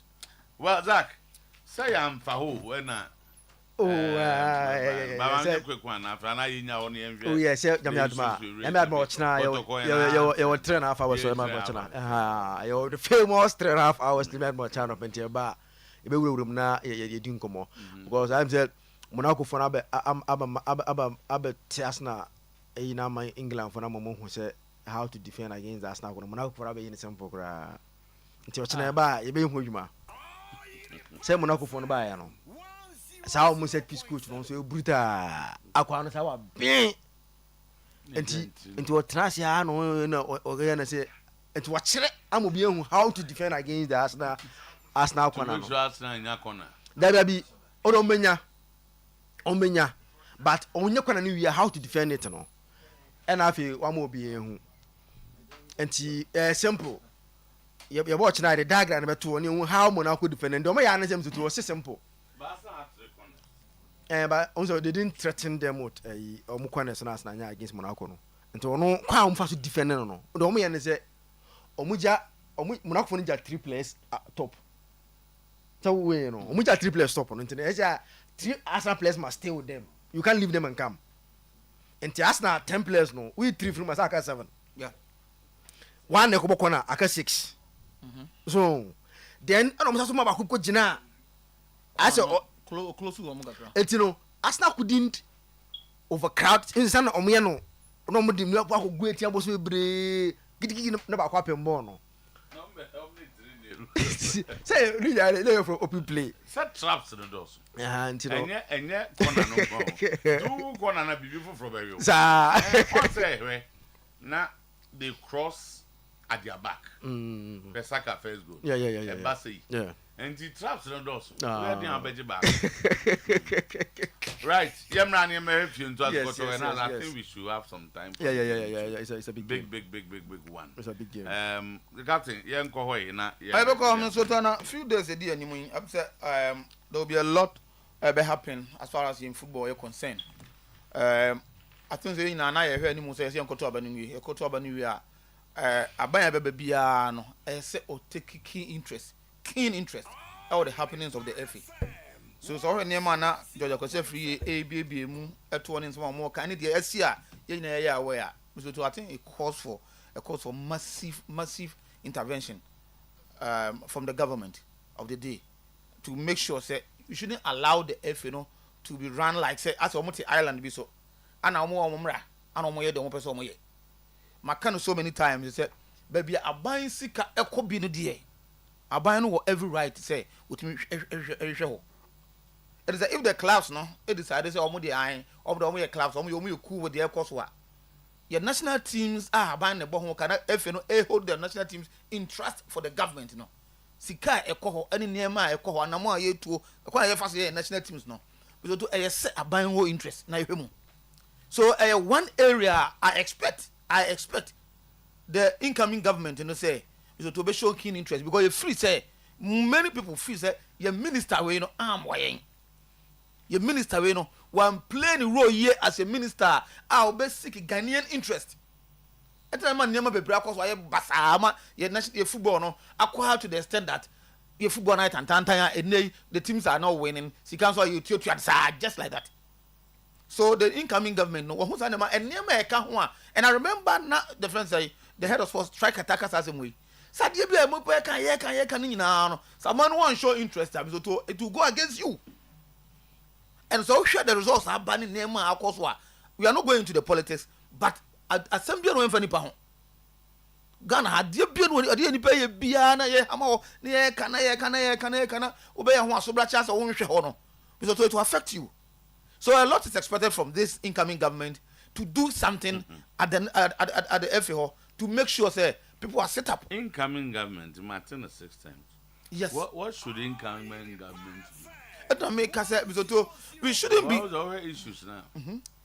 I hear FIFA Disika FCC. That is the Infantino way. That's it. And how that money is spent. And I think they want the football people to be interested. Okay. In how the money is spent. Incoming government, they didn't obey. Who pays the national team coaches? No. Like so the government of the day must have interest in who becomes the Ghana national team coach. But who says they are not interested? No, that interest no. Is that the last minister no? It is now not onimu field the onimu ye, and now he was ill advised. What does it? I was to say, Adebia who need so much interest woman no. So you take decisions be a you are saying that the minister of sports any interest or who becomes the coach. Ebia his interest differs from your interest because minister they better than only interest in who becomes the coach. But Ebia na or you convinced. That was it. We can even to say either he was ill advised and also only interest. Ebia or you convinced say no convince this way. Convince that Otuo-Acheampong, for instance, was the best person for Ghana. And so I didn't know about Judge Otuo-Acheampong. Results. Yeah. And his results forthcoming. Otuo-Acheampong call tournament. And about tournament now, FN to tournament, then they send your report to the minister. Yeah. Yet you know whether the minister supports the sacking of Otuo-Acheampong. So the minister, that's why because over the mood of the nation. So what is Ghana saying? That's not how you lead though. So do baby, you wink. You have to wink at that, not yet baby. Many are deposit do baby. Of course. But a leader who always look at the mood of his people to take decisions may not be a good leader. But I'm also happy someone can say Drew baby. Me oh you to them say Drew baby. Entina make us say so a leader. You lead with conviction. You don't lead because people say this. And okay. But you are serving the people. You are not a leader. So to time make Miss Media say Drew baby and say when you are serving the people, there be any pay back and be true. As more back actually we results a day ban. Any result or leaders have much more information than the people. That's true. And there are times you even need to explain to them. Once the didn't say incoming. Yeah. It be a na. That's not how they see it. At least our way of doing things might be different from the last minister, national government, how or because me free say and so now how can a government come? Somebody was telling me say since the Akufo-Addo presidency, Black Stars encore Cup of Nations winning match that. Now me check you Boamini check you say no na say go to Boa. Zaki Boamini. Say since Akufo-Addo president. Your tournament Black Stars has never won a game. Catch your mind back. Menya sure, but if it is true, I do say no, so forget about but it is true. If it is true, a whole government 8 years term, Black Stars, Aqua, Cup of Nations, upon Cup of Nations 3 or 4 times. Now, only a game. But 2019 say Now win the game. win the game. Yeah, because I don't know. Kwesi Yeah, but draw. Let me question one. Game better win. Yeah, but as a draw. Check where. Draw, and you need third, best third. Yeah, come on, because you're Tunisia now. So if a government these are sectors are also government be back, I didn't qualify. So I'm saying that is on the. But argument. You see, if you want to be serious with football, government, they are not here for ball. I think you blame government when there are issues like he's failing to pay. Abayan you see amom. Na so papa they don't 2017 they don't appoint they were in the semi-finals 2017 2019 yakoye 2017 yebo ni qualify that 2017 about a gap of yebo come let's go 2017 go final and he grow to no we in the semi-final oh yeah why we no match do semi-final. Okay, that's it. And you're correct, no. But do you you see, you have to understand what the problems are. And yes, sir, you better sana. Ubiko kasi yako wake up 2 yako 1. We say I say Ghana the debut as an you. So governments take advantage, politicians take advantage of the situation. No more explore. I will blame any government that fails to honor promises to the GFA or the players. Ebi I prepare say e be call cab be prepare graya ani bi obi I prepare about schedule. That's why we mention government. Government is providing everything. Now corner on yadia. I don't know, do we blame government? That is where government has not appointed a coach. That is one. Government on your call up for blasters. That be no government appoint coach. No, but not appoint coach. He doesn't call the FA edit criteria about before coach. Na the criteria by yanko ya friends the committee or mon call he per dem akoya side we nyina I present a list the amount as a FA na ye be hu an say FA na to atwene I present a list of coaches omu free say omu suit the criteria am dem am man present the committee am fa omu the committee am fa committee is an FA committee yes. Mr. To at the end of the day, what can government do with that committee? Mr. To at the end of the day, now to for Otuo-Acheampong, what catch us on not that are you telling me the government needs some count? Yeah, Tifia. See a power a genetical committee is on your power committee, what the report in the back. Then they will take a decision on your report. So while you are outside, and what can you do about the report? And I don't know, they won't have your coach, Nika. You are not coach, I can find about your coach, Nika. Who needs some count? Government be interest on. I'm telling you, the incoming government will have interest in that. So you don't want interest that. I don't know, but new government, will take it. But I'm not pushing it, but yes, it. We shouldn't make it like say the incoming government, you know. This is the first time. Let's not go there. Yet to Cromwell, government here being na response. Yeah, never from a reason. By response to her, it would response to her. Who be comparison? Who do I better on what I say? Your performances and results are enough from your sports. Anyway, your football could be. So your comparative analysis. Who compare various government? Dear, or yeah, the end of the orange and yadi on. And you know, dear, who do you film? One idea. And you see my inquiry, I made me free said the government must show interest in the car. What I say today? By the ban on fa coach, I know you said yeah, but we don't know about it. Let me say, no, be taking decision. Man, they don't know this. Captain, Ghana, what are you talking about? Ghana, Ghana, be work up no. And it would be a winner. They can, you know. One man, yeah, attractive. Giving players incentives to motivate them to qualify for that our first one. Okay, don't go there. It's Yanka Sama. Yanka Sama. Good. And then you are that you be in common. But I see. And yet, I know Diana. Name oh, Yanko Ponadum, come up. We more in Tiga Cranium Vat, Cacan.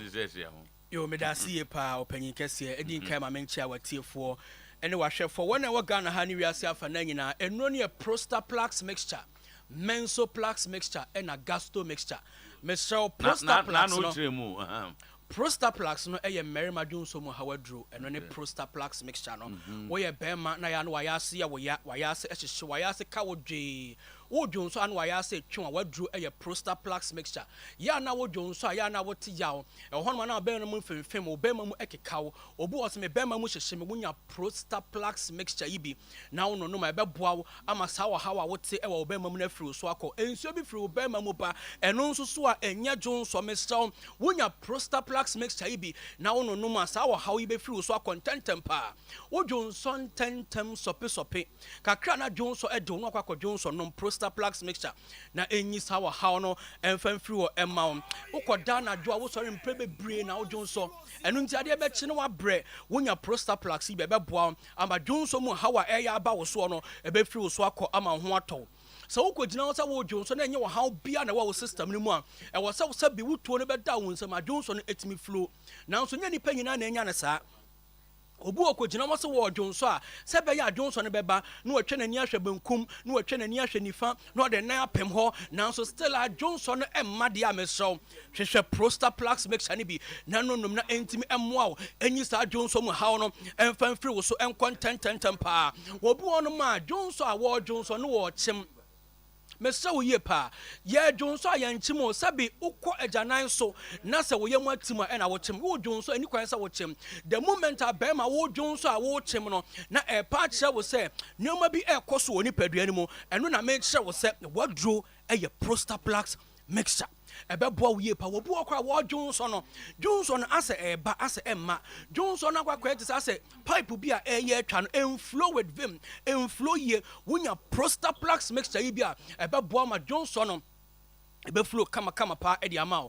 wo nso a wo dwonso ehwie a wonya atenka bi wɔ nipadua nim sa still a wonnwonso nwie asa still a dwonso no bi da so wɔ mu non Prostaplax mixture ne bi na entimi mmoa na enyi sa wɔ haw no emfa mfiri so Prostaplax mixture ɛyɛ emema dwonso mu hawaduro meso enoma mabobɔ so nyinaa no yɛntwɛn se ebehunu ni nyina wɔ nipadua no mu ansa ne anom Prostaplax ne bi unu baako pɛkwa wɔ nipadua man tempa no akwakoto Prostaplax mixture yi bi yato apeti Ghana half an nyina efiri boga tanga di besi babia ni di kosi tema edi kosi nkokɔ vota babia obenya Prostaplax mixture yi bi ato na de atie nie se enema mebobɔ so yi sa wotena ho etena ho tra bedum pempen so bi no Johnson bɛde wobɛpɛ sɛ obɛ Johnson nanso na Johnson ɛma na Johnson na kawaya ase ɛkɔkɔ ba ne sa yɛ rush do kwa yare sabia tentententem ne de rubber bi afa obɛma no makɔtɔ Johnson twa no mu na afa Johnson afa sa rubber no mu apie na ɛkɔba ne sa berima rubber mpo enhyɛ obɛma mu mpo otimi bie gya sɛn ɛne de rubber akwahyɛ obɛma mu so entena hɔ no mo ɛma ayi yare yi ɛma mɛyɛ oso problem kɛseɛ pa Prostaplax mixture ni bi na fa yi sa wɔ haw yi fa fi wɔ ententem number ni 0248 77 88 good 99 0248 77 88 99 0248 Mate 0248 77 88 99 no number sa wo pe Prostaplax mixture ni bi dodo atu ana ba bia wo wo Ghana ha no pe so hunu ba bia obenya bia fresh number 0248 77 88 99 ko Facebook, Instagram and TikTok so obenya edonu videos and information bebre na gasto mixture eya wo yafunu yade adroma pa me so yafunu yade na ba betena so typhoid ulcer na wonya gasto mixture na ekwa ese yare bia ba wo so a eya kwa ese ya duto duto se typhoid fever ene ha wakwakoye test uko hospital ya se typhoid fever wo so one no madro bi atwa se wonum na so typhoid se mfiri wo so me so hwehwe adro efe ne se gasto mixture yi bi gasto mixture eye wo yafunu yade adroma pa ebia typhoid nti wo yafunu eye wo yafunu eye ne ya no san so tin wo na chi nkakase ne mu eye ulcer me so nonom gasto mixture yi bi na entimi emmoa enyi sa wo ha no emfamfiri wo emma eboa wo na eyi yafunu mu kro na fo na eboa asa sisi oni padua no amoa san so aye heavy kama pa me so Mensoplax eno ne emma na duro Mensoplax mixture eye emma na duro woyɛ ɔbaa na wohwɛ na wotie saa bere na apɛ sɛ wo menses no ɛflow kama ɛde ma wɔde a mɛsrɛ wo sɛ kɔkɔhwehwɛ mensoplax mixture no bi na nonom na ɛntimi ɛmmoa wo yie paa na tie wowɔ ɔbaa bi wadi 13 14 15 16 wohwɛ anim sɛ nkɔbɛbu ne nsa nanso ɛma ma no mensoplax mixture no bi na wɔnonom na ɛntimi mmoa na wotumi bu wo nsa alright deɛ nanso so nansɛn mu hɔ no asizi ɛma wɔn nso so a wɔnnuru age a woyɛ menopause wonyɛ menopause wɔn nso a wonyɛ family plan bi aba menses no ɛma mɛsɔ no mensoplax mixture no bi na ɛntimi ɛmmoa ma menses no ɛmflow kama ɛmfa ma wokɔyɛ family planning sɛsi a wagyae ɛnuo no nom wagyae paneɛ no wɔ nanso so menses no ma wopɛ sɛ menses no flow na wotumi fa afuro nanso menses astopo mesɔ hwehwɛ mensoplax mixture yi bi na nonom ɛbɛboa wo yie paa na wɔnom nso so aya no obu wɔn nsa wɔte yaw discomfort menstrual cramps no wadru ɛyɛ mensoplax mixture obu wɔn nsa emogya ne ba ketewa bi da koro pɛ ɛna mienu pɛ ketewa bi na atwa wonya mensoplax a wɔ menses no ɛbɛflow kama paa ɛde ama wo ɛyɛ na wobu wɔn nsa ɛnka wɔ mu ana ya wobu wɔn nsa ya wase ɛkeka wɔ ana nsa buo na emogya ne ba na ebibia wɔ hɔ no mo obu wɔn ma na se ɛkeka ne keka ɛron so wonya mensoplax mixture yi bi na wononom ɛbɛboa wo yie papa ɛyi sa wɔ ha no de afuro no ma menses no aflow kama yɛsɛ mensoplax mixture deɛ ɛyɛ wɔ awodie no mu adwuma no na ɛsiesie wɔ ba wɔ ahemfie hɔnom so ama hɔnom ayɛ kama na wopɛ sɛ wo menses no aflow kama deɛ a waduro ɛyɛ mensoplax mixture ɔmmu ne nsa obu ne nsa bosom ebu ebetime de bɛɛ 2 months ansa na wasan so abu ne nsa hwehwɛ mensoplax ne bi wontwa abra wonyɛ family planning wonyam nanso menses no ayɛ bibia wɔ hɔnom a wonya mensoplax a ɛbɛboa wo paa yie mesɔ sa fa number no ɛma me yɛ number no ɛho hia me yie pa 0248 77 88 99 0248 77 88 99 me so ko Facebook Instagram ne TikTok a information bi a wo pɛ ɛwɔ nuro miensan mensoplax prostaplax ɛne gasto no on sabeka na ma menkyɛw wo bogatanga ko enswell pharmacy na ko pɛ ɛyɛ enupa yi bi to Charles Herbal ɛwɔ wa fa kwadwo Herbal ɛwɔ Tamale Kopon pharmacy wa Tebubu Cap Herbal wo sunya ne Becky Frank ɛwɔ Techima Colinac Mist ne Danny Herbal mu nyina wɔ mrom Smart Herbal wɔ Boase Gaze Herbal wɔ Dunkwa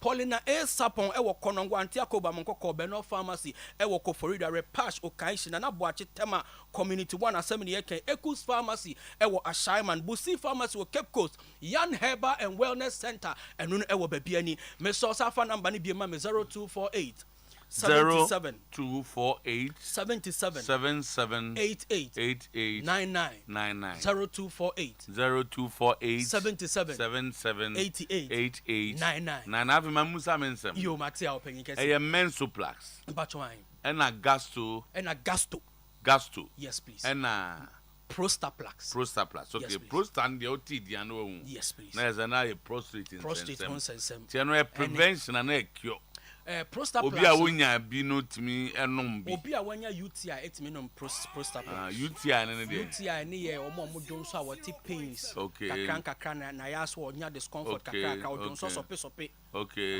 you find the urinary frequency okay wonya air prostaplax ono etimi nom prostaplax ne bi okay and mensoplax no so menstrual disorders no me tell men no gam ga me ma we ka we bema bi konum bia ma wan we awakoye yi menstrual issues yes menstrual issues and now be owo gasto candidiasis so betina no mensoplax na the mensoplax e ma de o e ma no e ma nko a ma bema bia ukoto menso do do ma yire and na gasto ni de gasto ni eye mu asem yes gastric okay gasto no eye yefunu de te bia wonya typhoid fever wonya ulcer wonya gasto ni bi etime eboa wo yie papa e ma kro ni wu e be yie ye typhoid na firi hono mo ye me wo health facility bi e wo Western North wona me ye adwuma na hono on say aban program bi a wo ne so wo de herbal practitioners are trained in the higher institutions na to various hospitals into kwa tonso abubu bi wo ho oko hospitals bi bria enti no ba ho no ma ya hwe wa awia e bibia awie no ade e de ma on eye ahaban duro na me ma omo gasto ni bia eye very good power for eye ulcer no and eye good so for typhoid and e be go akope bi Matel wo say mama anti aa mensandin said the name the pa Men's on also to do. Sao. Him so attack radio say baby. Oh, okay. What Okay. men's but mete one bolga for na. Mepacho ai. And Kumasi ana ehwampo. Kumasi Kolinak, Kolinak. Danny Heba. Okay. So Kolinak so wa unim ho. Aye. Collins so watch time kwantim Yes, po no mo. please. Yes. Ana Misty. Misty Heba. Misty Heba. Ena hwan. Ena Danny Heba. Danny Heba. Ono so madam for no. Yes, please. Meko no ho akwaji bi. Medasi. And here that's in the gasto menstrual Menso plus and Prosta plus. Yes. I mean, sure, that's it. Medasi. All right, Gak. You know, got to ask. I mean, candid way or why not? No one thing. So fano based on individual players or winner wa. Unless was say Sekotokosha or the BB crate. By name at the chrono. Okay. And the Edicam said, the idea. How much it you say? A mot. Solo matter or say, you wait my or say, mot. also no near my brain. Was it Kotokosha Hassa? Then can't say, man, for Alezwa. If you had the Yampadi and as on and half. There be also be Baku crate. This year, no, if you are no. Yeah, no, my dear, no, Oh, there is a no, you're more promote a bibonum be a Fanta.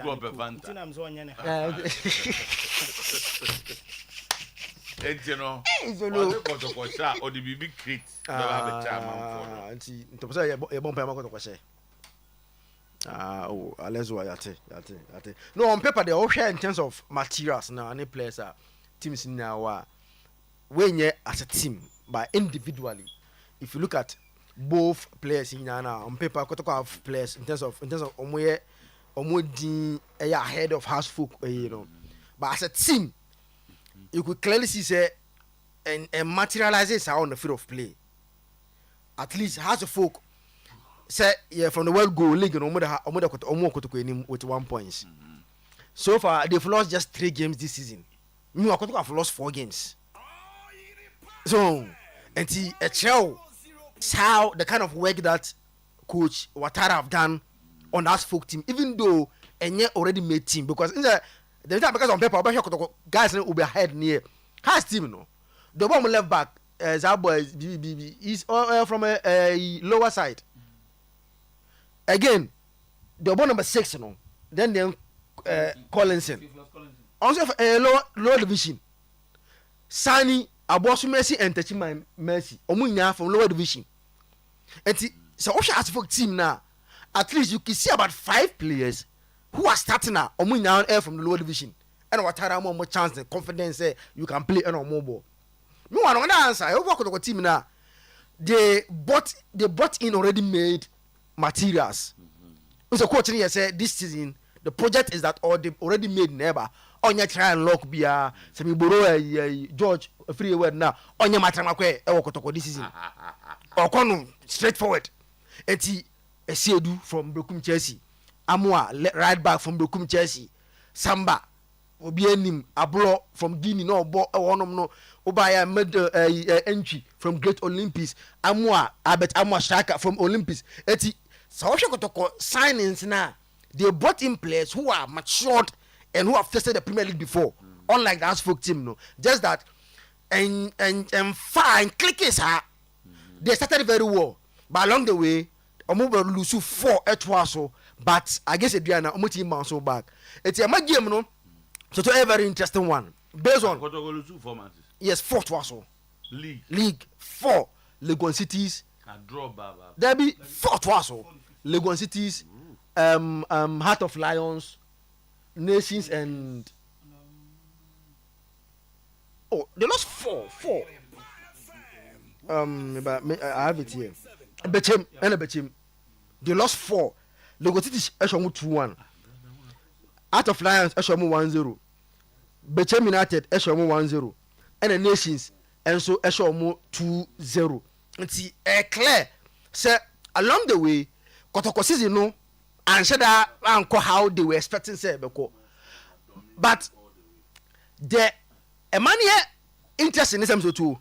Shadio, the last 1, 2, 3, 4, 5 last 5 games of Kotokwabo, 3 times 5 almost about 15 na Kotoko 15 points Kotoko pick just 3 almost lose 12 points and for Kotoko to lose as many as 12 points in their last 5 games and still just be 1 point behind Hearts of Oak actually how Hearts were so poor at a point in time season because the last 5 no over Hearts of Oak Hearts of Oak last 5 1 2 3 4 5 so Hearts any 10 from 15 so once has any 10 from the last 15 Kotoko any 3 from the last 15 and to show how Hearts were also poor at a point in time season initial because so up team it's because any just 3 points from 15 now still now 1 point and has a leading a shows Hearts folk himself no this season one start year and along the way not all struggle then what treasure obetimi improve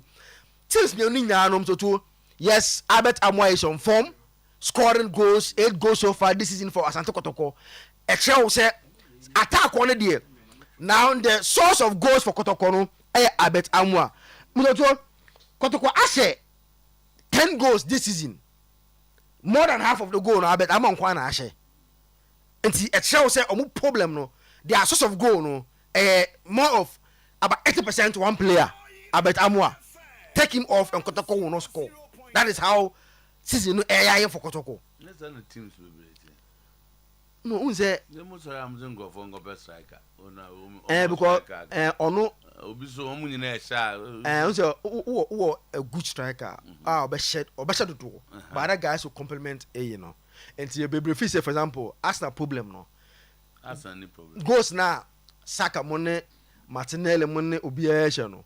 Senka Arsenal enya a striker ono so kebet ba mo 20 goals a season na omu be hu pa like the other teams no obi potent striker but over striker and just over mouth goals no in terms enye automatic sir enye automatic sir e dey aka oko enye automatic okay eti so that is the problem with Kotoko because but ye ka Kotoko say was 10 goals no has was just 9 goals per season no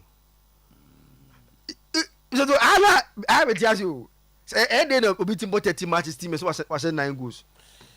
Yes, because first all the teams no more build up no more do you work from the defense and to us most coaches will want to have a very good defense not almost they bear anymore and team are unconsidered going she goals na a share in the future saying they all consider more because it's difficult working on your defense. Oh no, yes. And then because say the defense and very know the trophy. The title. Yeah, we win the title. So that's it. No matter Sunday, we are in for a very big deal. Alexa, you know what we are in Sanya. Alexa, there. Or say Kotoko Sha. Or be maybe big crate. I don't know on van man. More of a drum game. Okay. The two teams only have 2 identical. Kotoko has a 7 now can. Of course. No, only one you 2 identical. Goals are we are 10. We are 9. Points are 19. We are 18.